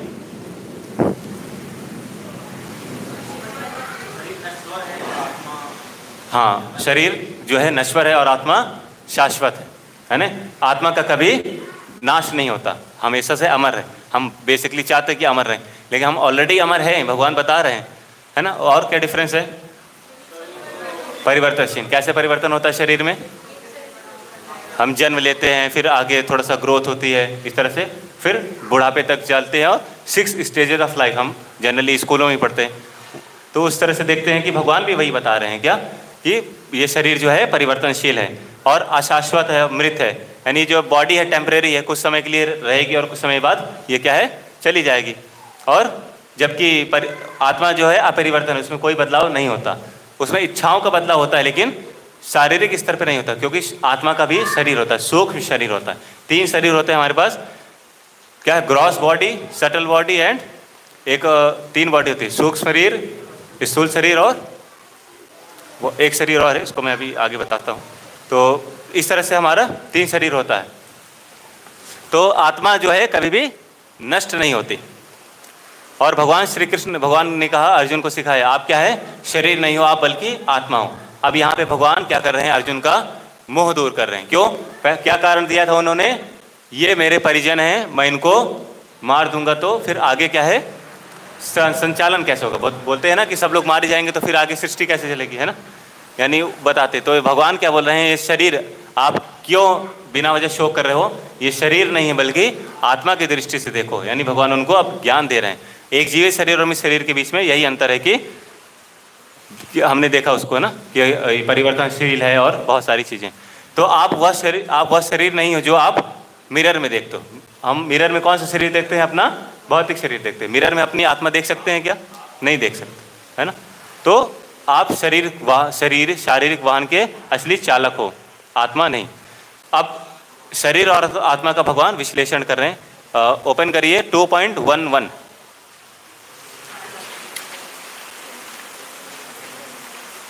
श्लोक संख्या 11। तो कुछ श्लोक को मैं लगातार यहाँ पे अब दोहराऊंगा, उसके बाद उसका यहाँ पर देखेंगे। तो बोलिए, मैं बोलता हूँ उसको। श्री भगवान उवाच असोचान्यन वशोचस्त्वं प्रज्ञावादांश भाससे गतासून गतासूंश्च नानुशोचन्ति पंडितः। भगवान क्या बोल रहे हैं, भगवान ने कहा, श्री भगवान ने कहा, तुम पांडित्यपूर्ण वचन कहते हुए उनके लिए शोक कर रहे हो जो शोक करने योग्य नहीं है। जो विद्वान होते हैं वे ना तो जीवित के लिए ना ही मृत के लिए शोक करते हैं। यानी अभी हमने देखा कि ये बॉडी क्या है, डेड बॉडी, यानी अगर इसमें से आत्मा निकल जाएगी तो क्या होगा, ये डेड मैटर हो जाएगा। तो इसके लिए हमको शोक नहीं करना चाहिए। लेकिन यहाँ भगवान और क्लैरिफाई कर रहे हैं कि व्यक्ति चाहे जीवित हो या मृत हो, हमको क्या है, शोक नहीं करना चाहिए। और उसके बाद क्या बोल रहे हैं, नत्वेवाहम जातु नाशम न त्वं नेमे जनाधिपः न चैव न भविष्यामः सर्वे वयमतः परम। ऐसा कभी नहीं हुआ कि मैं न रहा हूँ या तुम न रहे हो, अथवा ये समस्त राजा न रहे हो, और न ऐसा है कि भविष्य में हम लोग नहीं रहेंगे। भगवान पास्ट, प्रेजेंट और फ्यूचर तीनों बता रहे हैं। ऐसे बोल रहे हैं कि जिसके लिए आप शोक कर रहे हो, ऐसा तो है नहीं कि पहली बार उनको शरीर मिला है, उसके पहले भी उनको शरीर मिला था, अभी भी मिला है, और अगर वो मृत्यु को प्राप्त भी हो जाएंगे तो आगे भी उनको शरीर मिलेगा। और यहाँ पे भगवान क्या बोल रहे हैं, ऐसा कभी कोई समय नहीं हुआ कि मैं ना रहा हूँ या आप ना रहो। इस तरह यहाँ पे भगवान बता रहे हैं कि आत्मा और परमात्मा सदैव से रहे हैं, यानी शाश्वत हैं। यहाँ पे भगवान क्या कर रहे हैं, और उसके आगे बता रहे क्या, देहिनो अस्मिन् यथा देहे कौमारम यौवनम जरा तथा देहांतर प्राप्ति धीरस्तत्र मोह्यति। जिस प्रकार शरीरधारी आत्मा इस वर्तमान शरीर में बाल्यावस्था से तरुण अवस्था और फिर वृद्धावस्था में निरंतर अग्रसर होता रहता है, उसी प्रकार मृत्यु होने पर आत्मा दूसरे शरीर में चला जाता है। धीर व्यक्ति ऐसे परिवर्तन से मोह को प्राप्त नहीं होता। यानी भगवान क्लियरली बता रहे हैं कि ये शरीर जो है हमको क्या है, ये सिर्फ और सिर्फ एक वस्त्र है ना। भगवान उसको बता रहे हैं, आगे बताएंगे भगवान कि क्या है, ये इस परिवर्तन से क्या है, व्यक्ति को परेशान नहीं होना चाहिए। यानी मृत्यु होगी तो डेफिनेटली ये गारंटीड है कि आपको कहीं ना कहीं दूसरा शरीर मिलेगा ही मिलेगा, उसमें कोई संशय नहीं है। तो यहाँ पर भगवान बता रहे हैं सभी जीव सनातन काल तक रहते हैं।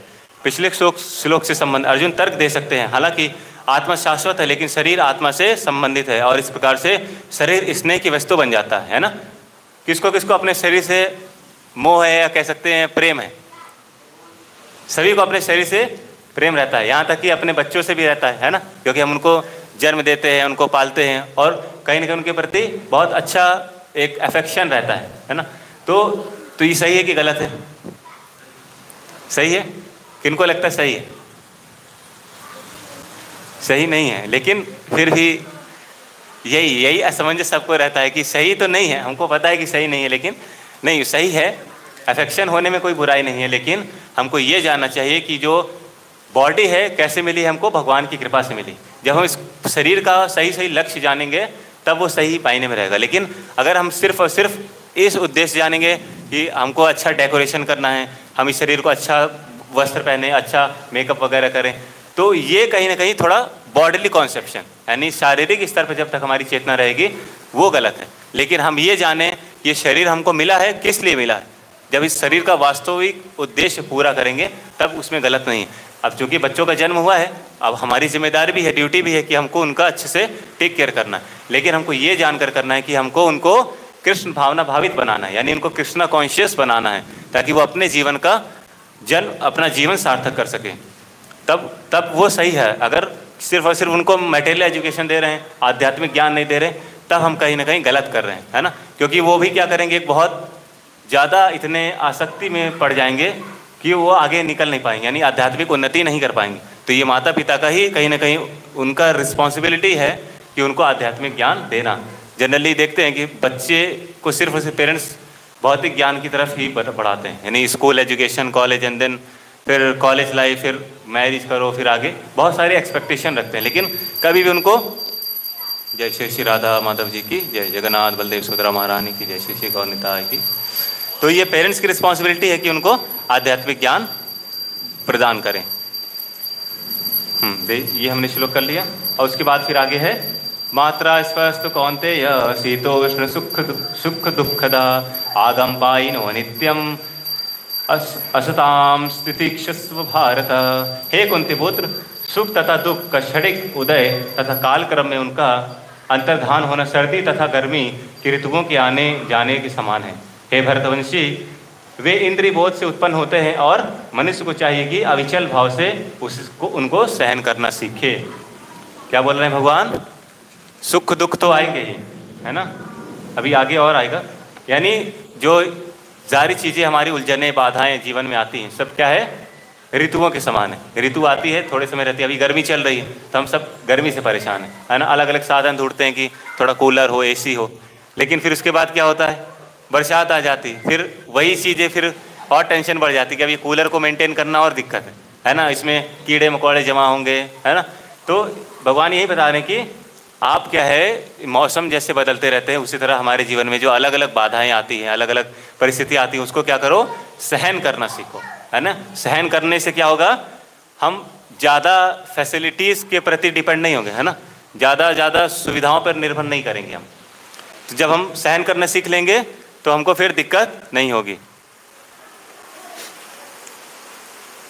तो यहाँ पर एग्जाम्पल जो हमने अभी डिस्कस किया था, ये मनुष्य का शरीर है और उसको कार से कंपैरिजन किया गया है। तो हमारे पास क्या है, आंखें हैं, है ना, तो गाड़ी में क्या है, लाइट्स हैं, है ना, और देखने के लिए, बोलने के लिए मुंह है, तो उसमें हॉर्न रहता है, और रक्त प्रवाह करने के लिए हमारे पास हृदय है, पूरी बॉडी में रक्त ब्लड सर्कुलेशन के लिए, पंपिंग के लिए हमारे पास हार्ट है। तो उसी तरह से उसमें रेडिएटर रहता है, पानी बहुत ज़्यादा जब हीट हो जाता है कार, तो उसके लिए पानी की आवश्यकता पड़ती है, और गतिविधियाँ करने के लिए हाथ और पैर हैं। तो उसी तरह से चलने के लिए उसके पास 4 व्हीलर्स है, 4 व्हील्स हैं उसके पास। इस तरह से कार एक जगह से चालक, यानी जैसे ही बॉडी है क्या है, उसको चलाने के लिए ड्राइवर की, आत्मा की आवश्यकता पड़ती है, उसी तरह कार को चलाने के लिए भी एक ड्राइवर की आवश्यकता है। तो ये स्टोरी हमने जानते हैं, इससे हम वाकिफ़ भी हैं कहीं ना कहीं। तो एक बूढ़ी माता जी क्या करती हैं, एक पिंजड़ा लाती हैं, उसमें तोता रहता है ना। तो पिंजड़ा उनको बहुत अट्रैक्टिव लगता है ना, उसको खूब अच्छे से पॉलिश करती हैं, डेली उसमें डेकोरेशन करती हैं, लेकिन तोते को कुछ भी खाने के लिए नहीं देती, है ना। तो तोते को कुछ भी खाने के लिए नहीं देती, तो अब तोता चिल्लाता है, भाई कुछ तो दो मुझे, पानी भी पीने को दो। लेकिन माता जी को पिंजड़ा बहुत अच्छा लगता है, तो क्या करती हैं, उसको बहुत अच्छे से रोज़ डेली उसमें नाइस डेकोरेशन सब कुछ करते हैं। लेकिन एक तरह इस तरह करते करते क्या हुआ, तोता मर गया। अब भाई उसको कुछ खाने को मिलेगा नहीं, तो तोता मर गया। तो उनको दुख तो हुआ, लेकिन अभी भी उनको क्या आसक्ति, पिंजड़े से ही। तो उसी तरह से एग्जाम्पल क्या है, आप बताइए। शरीर क्या है, पिंजड़ा। यानी हम बॉडी का मेंटेनेंस तो बहुत अच्छे से करते हैं, है ना, उसको टाइम पे, हालांकि कभी अगर हम देखें तो वो भी सही से नहीं कर पा रहे हैं। अभी तो इतना हेक्टिक शेड्यूल, बोलते हैं ना, हमारे पास समय नहीं है कि बॉडी पे भी ध्यान दे पाए, है ना। तो इतना हेक्टिक शेड्यूल, हम अपने जीवन में अनावश्यक इतनी चीज़ें ले लेते हैं कि हम अपनी बॉडी को भी मेंटेन नहीं कर पाते, आत्मा के बारे में तो सोचना ही दूर की बात है। तो कहीं ना कहीं हम आत्मा को न्यूट्रिशन नहीं देंगे, यानी ड्राइवर को अगर हम कुछ आहार नहीं देंगे तो कार तो चलेगी नहीं। उसी तरह से अगर हम आत्मा को न्यूट्रिशन देंगे तो ऑटोमेटिक क्या है, गाड़ी चलेगी। अब तो बताइए फिर गाड़ी को फ्यूल देना बंद कर दें, यानी शरीर को भी कुछ ना करें, यानी गाड़ी को भी चलाने के लिए फ्यूल लगेगा, ऐसा नहीं कि उसको फ्यूल नहीं लगेगा, लेकिन आत्मा के पास फ्यूल रहेगा तो थोड़ा सा एक्सटेंड कर सकते हैं, है ना, थोड़ा कुछ सोच विचार कर सकते हैं कि हाँ फ्यूल इसको कहाँ से दिया जाए। तो अल्टीमेट फ्यूल क्या है, आत्मा से आएगा, यानी जब हम भगवान का नाम लेंगे, आत्मा के लिए क्या फ्यूल है, भगवान का नाम जप करना, भगवान का कीर्तन करना, शास्त्रों का अध्ययन करना। इससे क्या है, जो हमारे जीवन में बाधाएं आती हैं, बाधाएं क्यों आती हैं, क्यों आती है बाधाएं जी? कर्मों के आधार पर तो आती है, सबसे मूल बाधाएं आती है हमारी इच्छाओं के कारण। अगर हम इच्छाओं को सही से रखेंगे तो आधी ज़्यादा बाधाएं हमारे जीवन में दूर हो जाएंगी, और जो कर्म के द्वारा बाधाएं आएंगी उसको हम शास्त्रों के माध्यम से बहुत सरलतापूर्वक दूर कर सकते हैं। तो अगर हम अपनी इच्छाओं को ध्यानपूर्वक एनालाइज करें तो कहीं ना कहीं हमारी बाधाएं दूर हो जाएंगी जीवन से। सो आत्मा के अस्तित्व का प्रमाण हमने एक कॉमन एग्जाम्पल से देखा कि जब डेड बॉडी रहती है तो क्या है, वहाँ पर हम समझ सकते हैं कि बॉडी वही है लेकिन उसमें वह आत्मा नहीं है, तो क्या है, कहीं ना कहीं हमको आत्मा की आवश्यकता है। इसमें बहुत सारी चीज़ें हैं, मुझे बताना था, नेक्स्ट टाइम इसको प्रेजेंटेशन के माध्यम से मैं बताऊंगा आपको। तो हमको यहाँ पे भगवान क्या बोल रहे हैं श्लोक के माध्यम से कि अस्थायी द्वंद्वों को सहन करने सीखो। जो टेम्प्रोरी चीज़ें हैं, जो फैसिलिटीज़ हम ढूंढते हैं, उसको क्या है, हमको सहन करना सीखना चाहिए। और उसके बाद दूसरा बताते हैं श्लोक 15वें श्लोक में, यमहीना व्यत्यन्ते पुरुषम पुरुषर्षभ सम दुख सुखम धीरम सो अमृतत्वाय कल्पते। हे पुरुष श्रेष्ठ अर्जुन, जो पुरुष सुख तथा दुख में विचलित नहीं होता और इन दोनों में संभाव रखता है, वह निश्चित रूप से मुक्ति के योग्य है ना।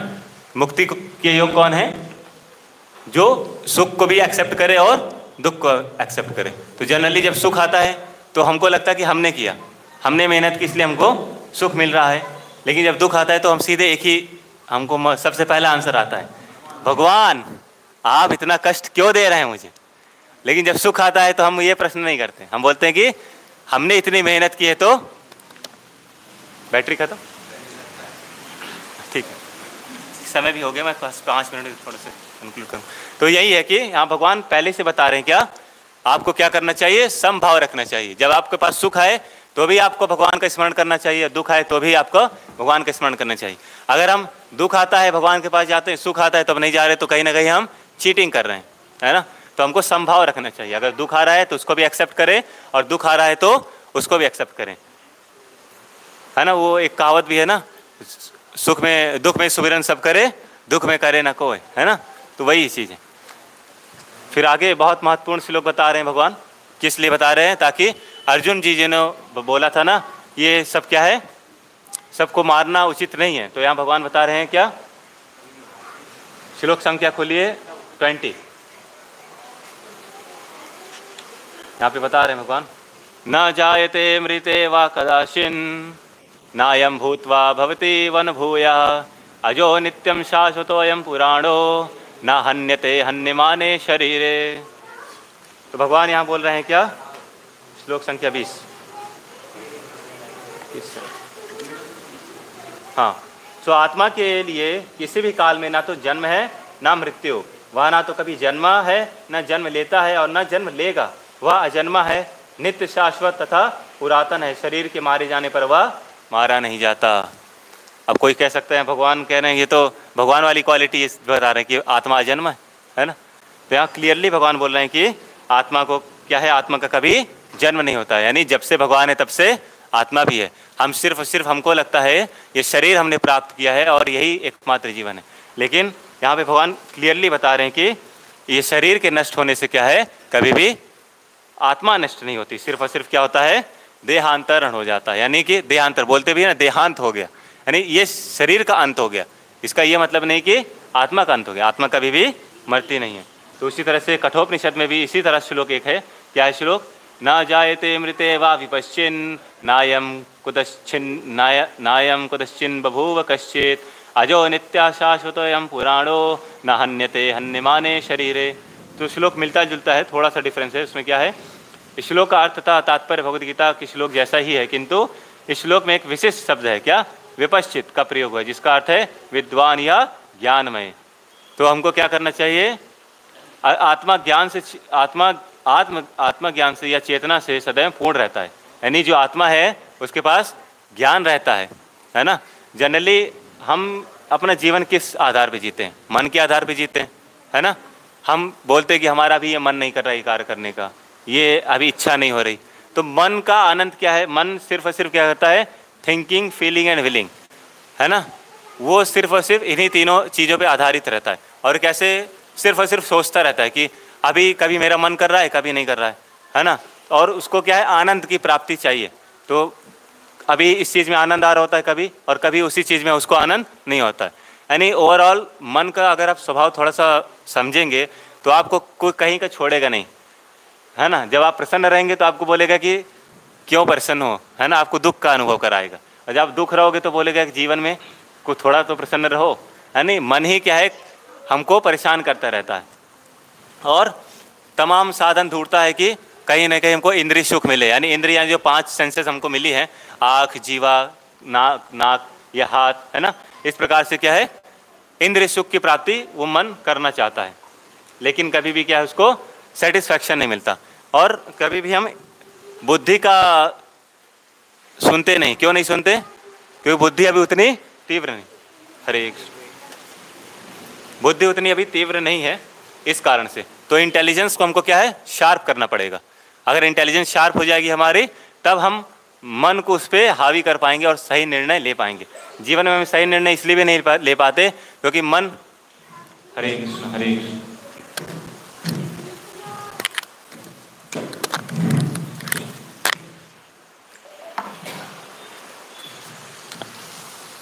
ठीक है। तो जीवन में हम इसलिए भी निर्णय नहीं ले पाते क्योंकि हम मन के आधार पर निर्णय लेने का प्रयास करते हैं। लेकिन मन में सारी चीज़ें आई कहाँ से? मन में हम वही चीज़ें सीखते हैं ना। बच्चे कैसे सीखते हैं? बच्चों का मानसिक विकास कैसे होता है? जो आसपास वो देखते हैं, सुनते हैं, समझते हैं ना। लेकिन अल्टीमेटली अगर वो सही चीज़ सुन रहे हैं तो उनको सही विकास हो रहा है, और लेकिन अगर गलत सुन रहे हैं तो गलत प्रकार से विकास हो रहा है। यानी मन के आधार पर कभी भी हम सही डिसीजन नहीं ले सकते। वास्तव में डिसीजन कैसे लेना पड़ता है? बुद्धि के आधार पर। मन और बुद्धि अलग अलग चीज़ें। और बुद्धि क्या है? बुद्धि को ज्ञान कैसे प्राप्त होगा? आध्यात्मिक ज्ञान के माध्यम से, शास्त्रों का अध्ययन करने के माध्यम से, है ना। और भगवान के नाम का जप करने के माध्यम से। इस प्रकार से तब हमको भगवान का ज्ञान प्राप्त होगा। तो अभी तो बारिश हो रही है, कोई घर तो जाएंगे नहीं, किन्हीं को लेट हो रहा है। हरे कृष्ण। नहीं, आप बता सकते हैं अभी, क्योंकि समय हो गया है, यहाँ पे कंक्लूड कर सकता हूँ। सो अगर आप सुनना चाहते हैं आगे तो ठीक है, अदरवाइज फिर हम कीर्तन करते हैं। ठीक है, तो अभी हम यहाँ पे थोड़ा सा कंप्लीट करके विराम देंगे, फिर हम बुक रीडिंग करेंगे। भगवान की थोड़ा पास्टाइम, मौसम भी भगवान की कृपा से बहुत अच्छा है, थोड़ा भगवान की दिव्य लीलाओं पर चर्चा करेंगे। तो अभी क्या है, हमने देखा कि ये हमारा जो अर्जुन जी को क्या लग रहा था कि मैं इन सबको बंद कर दूंगा तो मुझे पाप का भागीदारी बनना पड़ेगा और आगे कैसे सब चलेगा। तो यहाँ पे भगवान ने क्लियरली बता दिया कि क्या है, आप क्या है, व्यर्थ में चिंता मत करो, व्यर्थ में शोक मत करो। ये सब लोग कौन हैं? ये शरीर नहीं है बल्कि आत्मा है। आप इन सब की परेशानी मत उठाओ और इससे ऊपर उठो।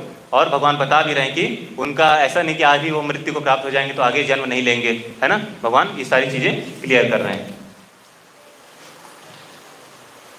तो बहुत ठीक है, नेक्स्ट टाइम अब देखते हैं। हाँ, एक बहुत इंपॉर्टेंट श्लोक है, श्लोक संख्या 23 से 25 ओपन करिए।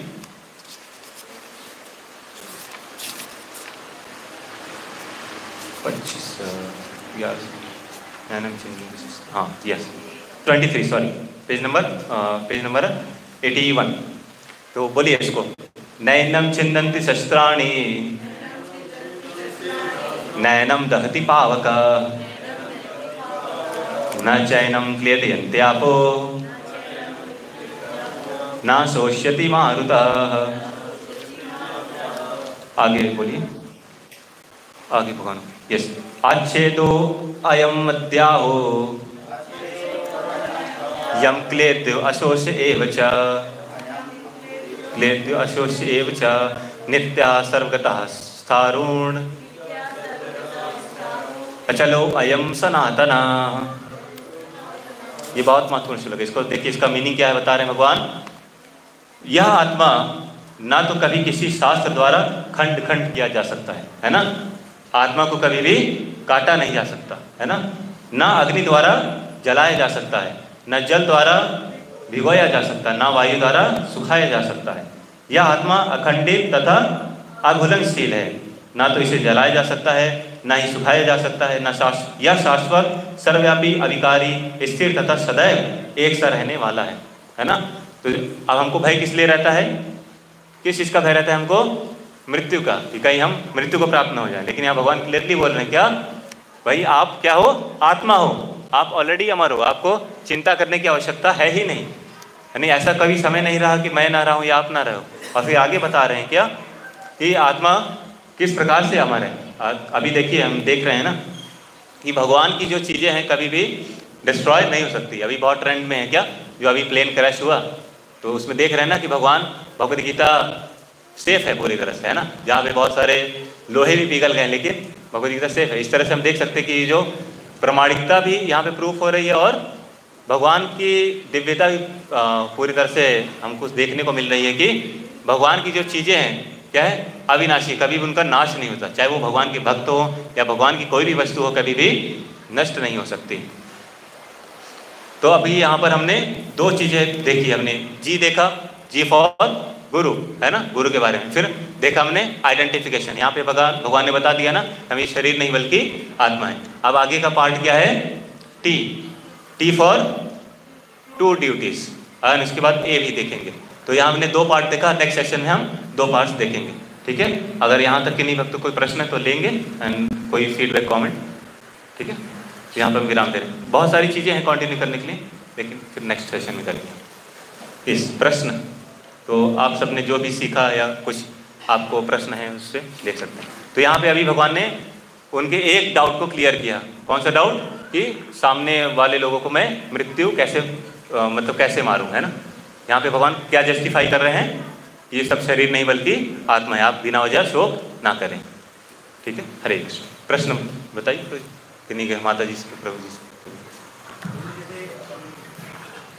पता है कि आत्मा है, शरीर नहीं है, लेकिन प्रैक्टिकल एप्लीकेशन की बात आती है तो कहीं हम शरीर मान के ख्याल करते हैं। प्रैक्टिकल एप्लीकेशन की बात आती है, प्रैक्टिकल एप्लीकेशन से आप क्या समझते हैं? मतलब अगर कभी ऐसा मतलब व्यवहार करने की बात आती है कि मतलब शोक नहीं करना या मतलब तो उसमें लगता है कि हम शरीर ही है, शरीर की तरफ सोचते हैं, इसे कैसे हम आत्मा की तरफ सोचना चाहते हैं? तो शोक, आपने एक वर्ड बोला था क्या, इमोशन, है ना। तो इमोशन तो हमारे पास है ही, ऐसा तो नहीं कि अब हमने जन्म लिया है तो हमारे अंदर इमोशन नहीं है, इवन जानवरों में भी इमोशन है। सो परिस्थिति के अनुसार हमको क्या है वैसा रिएक्ट तो करना पड़ेगा। ऐसा नहीं कि कहीं किसी की मृत्यु है तो वहाँ पर जाके खुश होकर हंसेंगे, है ना, या कहीं पार्टी चल रही है तो हम शांत रहेंगे। तो हम परिस्थितियों के अनुसार ही हम व्यवहार करेंगे, नहीं तो फिर लोग हमको क्या समझेंगे, थोड़ा सा इनका स्क्रू ढीला है ना। तो परिस्थितियों के अनुसार तो हमको कार्य करना ही है, लेकिन ऐसा नहीं कि बस हमेशा निरंतर बस उसी तरह से ही जीवन हमको व्यतीत करना है। यानी ठीक है, अगर किसी की मृत्यु हो गई तो साथ में हमारी बुद्धि भी कार्य कर रही है। हमको ये समझना पड़ेगा कि ठीक है इनकी मृत्यु हो गई है, अब अटैचमेंट भी है, लेकिन शोक करना है, लेकिन इतना भी नहीं कि अब हम फिर ऐसा लगता है कि अब भाई कोई चला गया तो फिर एकदम आसक्ति हो, यानी अब मैं ही अब नहीं रहूँगा है ना, उस काइंड का नहीं, उस लेवल का। तो गरुड़ पुराण में भी ऐसा है, उसमें मैंने देखा था कि व्यक्ति को जब किसी की मृत्यु होती है तो कब रोना चाहिए। तो जनरली ऐसा बताया जाता है कि जब व्यक्ति की मृत्यु होनी चाहिए तो शोक नहीं करना चाहिए। शोक यानी बहुत ज़्यादा लैमेंट, बहुत ज़्यादा रोना नहीं चाहिए। उससे क्या है, आत्मा को दुख होता है। क्योंकि हमको क्या करना चाहिए, भगवान का कीर्तन करना चाहिए। भगवान का कीर्तन करने से अगर उनके कुछ पाप नष्ट हो रहे ना पाप होंगे वो नष्ट हो जाएंगे और उनको सदगति की प्राप्ति होगी। बिकॉज जब आत्मा निकल रही होती है ना शरीर से, बहुत पेन होता है बॉडी में, है ना। तो हमको हरि कीर्तन करना चाहिए, ना कि बजाय कि रोने के। रोने से बल्कि वो आत्मा और दुखी होती है। और रोना कब चाहिए बताते हैं, जब जो व्यक्ति उनको अंतिम क्रिया कर रहे होते हैं उस समय थोड़ा शोक संतप्त करना चाहिए कि हाँ अब ये व्यक्ति क्या है हमारे बीच नहीं रहे, इनके प्रति मैं थोड़ा सा शोक प्रकट करता हूँ। लेकिन जब व्यक्ति उस समय वहाँ पर है, उसकी डेड बॉडी के पास हम जब शोक करते हैं तो वहाँ पे शोक ना करके बल्कि कीर्तन करना चाहिए। कीर्तन अब जनरली अगर हम ऐसा करेंगे तो लोग हमको कहीं ना कहीं थोड़ा सा व्यवहारिक, अभी ये सामाजिकता में नहीं है, लेकिन वास्तव में जब आप प्रभुपाद जी का डिपार्चर कभी देखेंगे, प्रभुपाद जी के पास सब लोग क्या कर रहे थे? कीर्तन कर रहे थे, है ना। इस तरह से हमको है अंते नारायण स्मृति। जीवन का उद्देश्य यही है कि पूरी लाइफ हम कृष्णा कॉन्शियस प्रैक्टिस करें, तब जाके कहीं हमको लाइफ के एंड में अगर भगवान की भक्तों की कृपा से अगर कोई हमारे मृत्यु के समय हमारे पास आसपास कीर्तन कर रहे हैं, तो इसको कहीं ना कहीं हमको ऐसा समझना चाहिए कि भगवान की असीम कृपा है, या ऐसा सौभाग्य हमको प्राप्त हो गया। अदरवाइज ठीक है, खड़े रहने दीजिए, जब ज़्यादा अंदर आएंगे तो हरी कथा वो भी सुन रहे हैं। तो ये ऐसा सौभाग्य मानना चाहिए कि अगर किसी के मृत्यु के समय अगर उनको प्राप्त हो गया कि हरि कीर्तन का, क्योंकि ये बहुत दुर्लभ है ना। जनरली सिर्फ और सिर्फ लोते हैं, अपना छाती पीटते हैं, वो कहीं ना कहीं उनको आत्मा को ही डिस्टर्ब करेगा। तो इस तरह से हमको शोक में नहीं रहना चाहिए, बल्कि भगवान का स्मरण करना चाहिए, ज़्यादा ज़्यादा खुद भी स्मरण करना चाहिए और भगवान का भी स्मरण करना चाहिए। I hope I relatable answer है, या कुछ और आपका है तो पूछ सकते हैं।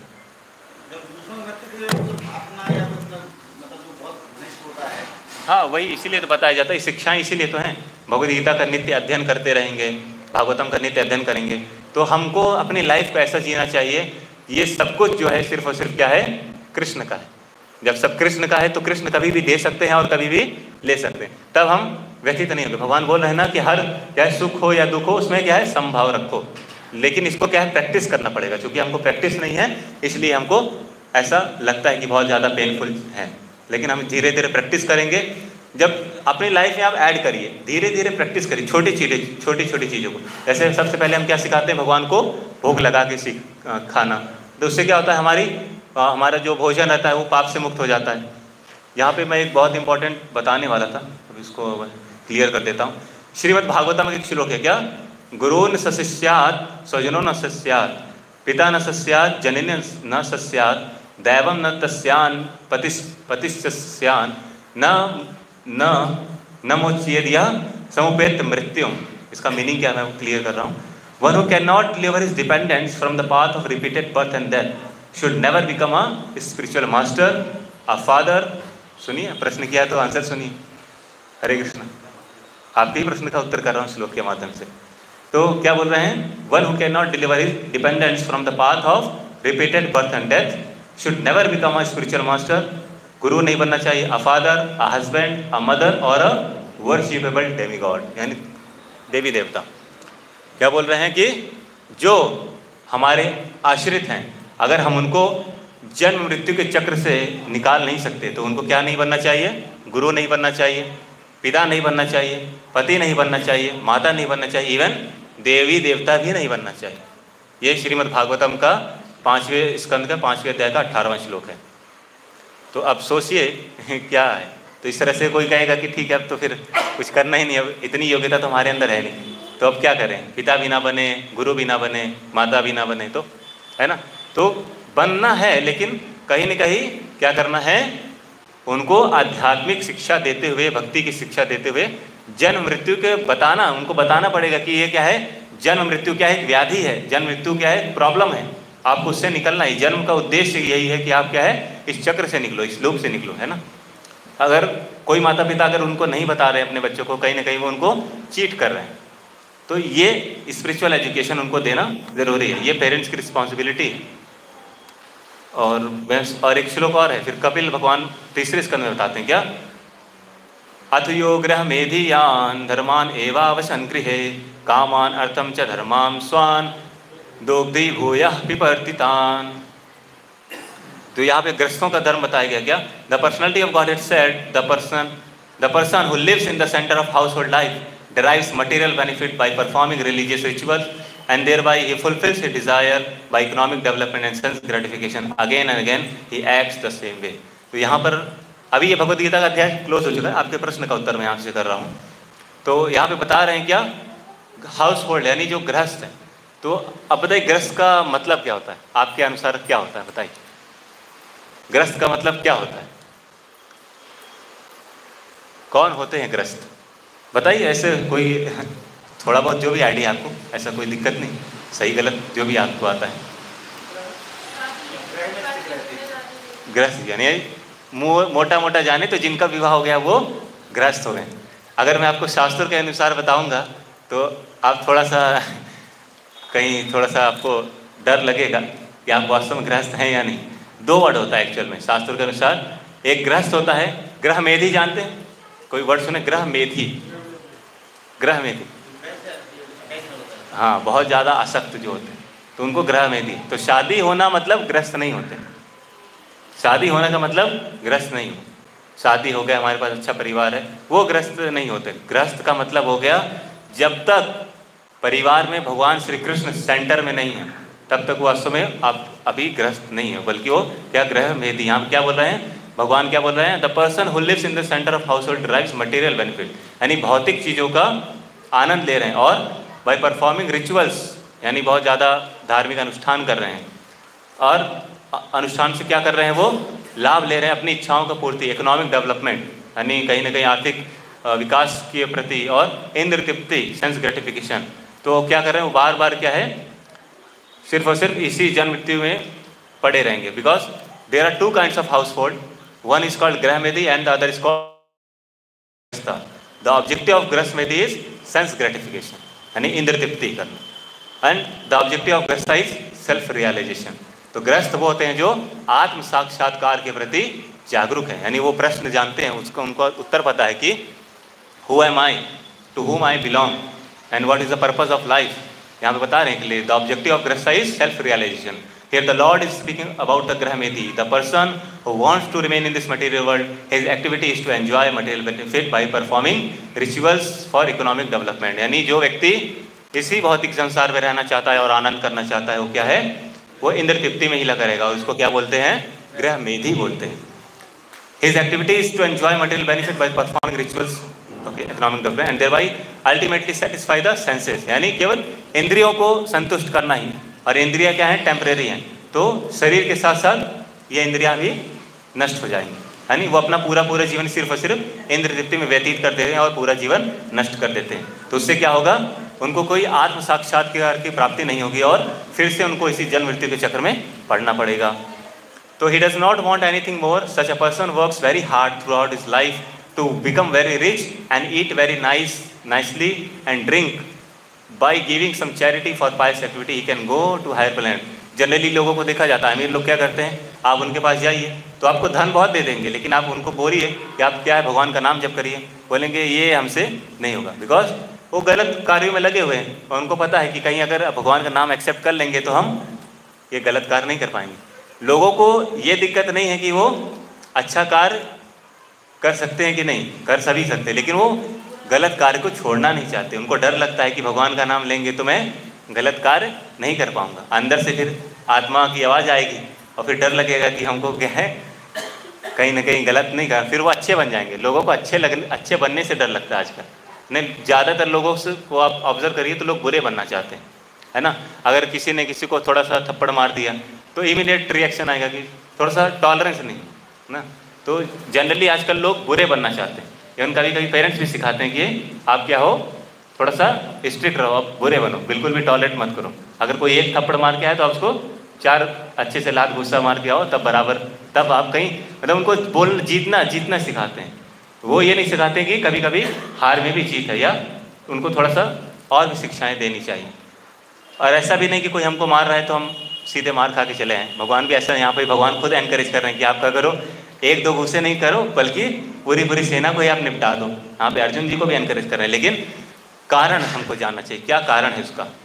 हर चीज़ का हमको कारण जान करके कार्य करेंगे तो हमको बेनिफिट उसका सही और गलत मिलेगा। और उसके बाद क्या बोल रहे हैं, by giving some charity for pious activity he can go to the higher planetary atmosphere in heavenly planet. यानी अच्छे लोगों को जाना चाहते हैं अगले जन्म में, लेकिन क्या होता है, but he does not want to stop repetition of birth and death and finish with the concomitant miserable factors of material existence. यानी आप उच्च लोक को भी चले जाओगे तो आप क्या है, जन्म मृत्यु के चक्र को पार नहीं कर पाओगे। इवन ब्रह्मा जी भी मृत्यु को प्राप्त होते हैं। तो ये जो पूरा भौतिक जगत है ब्रह्मा जी से ही शुरू होता है। तो एक बबल है, बबल में ही सारे पूरे लोग आते हैं। 14 प्लैनेटरी सिस्टम है, उसको हम कभी आपको दिखाएंगे, उसको गोलोक चार्ट बोलते हैं। तो असली डेफिनेशन गृहस्थ की क्या है, अब आगे बता रहे हैं। अभी ग्रहमेधी की डेफिनेशन बताइए, क्या है ग्रहमेधी की डेफिनेशन, जो सिर्फ इंद्र तृप्ति के लिए कार्य करते हैं, अपने परिवारजनों के लिए कार्य करते हैं और खुद के लिए कार्य करते हैं। और यहाँ तक कि बताया जा रहा है कि जो अच्छी एक्टिविटीज़, पाइस एक्टिविटीज़ करते हैं, यज्ञ वगैरह करते हैं, धार्मिक अनुष्ठान करते हैं, उससे क्या पुण्य प्राप्त होता है और उससे उच्च लोक को प्राप्त करके वहाँ पे आनंद प्राप्त करते हैं। लेकिन जैसे ही पुण्य खत्म हो जाता है फिर से इसी जगत में आ जाएंगे और फिर से दुख सहेंगे। अब गृहस्थ का डेफिनेशन बता रहे हैं क्या भगवान? अ गृहस्थ is a person who lives with a family, wife, children and relatives but has no attachment for them. यानी परिवार होना, पत्नी होना, पति होना, पारिवारिक जन होना गलत नहीं है, लेकिन क्या है, आसक्ति होना गलत है। यानी ये जानना कि ये मेरा है, ये गलत है, ये हमको जानना चाहिए। He prefers to live in a family life rather as a mendicant sannyasi. यानी वो भिक्षुक और सन्यासी की रहने के बजाय वो परिवार में रहना पसंद करता है। But his chief aim is to achieve self realisation, यानी आत्मज्ञान को प्राप्त करना उसका मुख्य उद्देश्य रहता है, ना कि इंद्र तृप्ति। और to come to the standard of Krishna consciousness, यानी उसकी जो चेतना है दिन भर हमेशा क्या, हर क्षण क्या है, भगवान की, कृष्ण की चेतना में लगी रहती है। यानी वो हर चीज़ को देखता है कैसे, कृष्ण की, ये संतान भी है तो कृष्ण की संतान है, इसको यानी भगवान की कृपा से संतान प्राप्त हुई है और इसको मुझे आध्यात्मिक उन्नति के लिए प्रगति करनी चाहिए।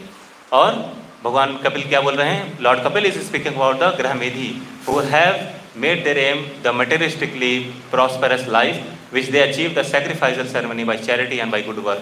They are posted in good position and since they know that they are appraising their asset or pious activity, मतलब वो अपना पुण्य कर्म बढ़ा रहे हैं, they again and again perform activities for sense gratification. इन जितने पुण्य करेंगे उससे ज़्यादा उनको ज़्यादा लाभ प्राप्त होगा, और जितना लाभ रहेगा, जितना धन रहेगा, उससे ज़्यादा और इंद्र तृप्ति करेंगे। और फिर कहीं ना कहीं जितना इंद्र तृप्ति करेंगे फिर एक समय ऐसा आएगा फिर वो पाप की तरफ भी मुख मुड़ने में ज़्यादा समय नहीं लगेगा, क्योंकि ग्रीड बढ़ेगी ना। हमने देखा ना, जैसे धन आएगा तो लालच आएगा और फिर उसके फिर हमारे पास पाप बढ़ेगा। तो इसी तरह बता रहे हैं प्रहलाद महाराज क्या बोला है, पुनः पुनश्चर्वित चर्वणानाम they prefer to achieve the already achieved again and again. They experience the material pangs even if they are rich and prosperous, but they do not want to give up this kind of life. वो ऐसा जीवन नहीं छोड़ रहे हैं। यानी हम देख रहे हैं, हमारे दादा परदादा पूर्वजों ने भी देखा, ऐसा कुछ नहीं कि नया जीवन कुछ जी रहे हैं, लेकिन जो आध्यात्मिक ज्ञान की तरफ मुख नहीं मोड़ते हैं तो उनके लिए सिर्फ भौतिक जीवन कैसा है, पुनः पुनश्चर्वित चरणनाम, यानी चबे हुए को फिर से चबाते रहना। तो ये कपिल भगवान बता रहे हैं, जो कि देवहूति माता के पुत्र हैं। भगवान देवहूति माता और कर्दम मुनि के पुत्र हैं कपिल देव, जो कि स्वयं भगवान के अवतार हैं। और अभी हम कभी भागवतम पे डिस्कस करेंगे तो बहुत चीज़ें निकल के आएंगी। प्रभु जी का प्रश्न था, तो यानी गृहस्थ लाइफ में रहने, गृहस्थ वास्तव में कौन है, जो डिटैच होकर के रहें और सब कुछ भगवान को समर्पित करके और भगवान से जोड़ करके हर चीज़ को देखें, वो वास्तव में गृहस्थ हैं।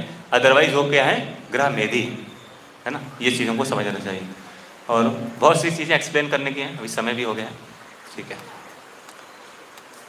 तो हमने देख लिया। यस, और कोई प्रश्न किन्हीं के, माता जी के कोई प्रश्न? यस।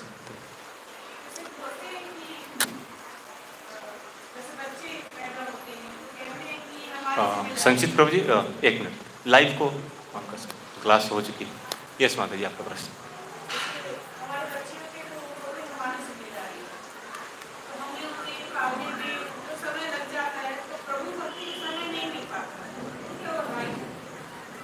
नहीं, ये तो रॉन्ग है। प्रभु भक्ति के लिए हमेशा हमारे जीवन में पूरा जीवन ही प्रभु भक्ति के लिए, थोड़ा सा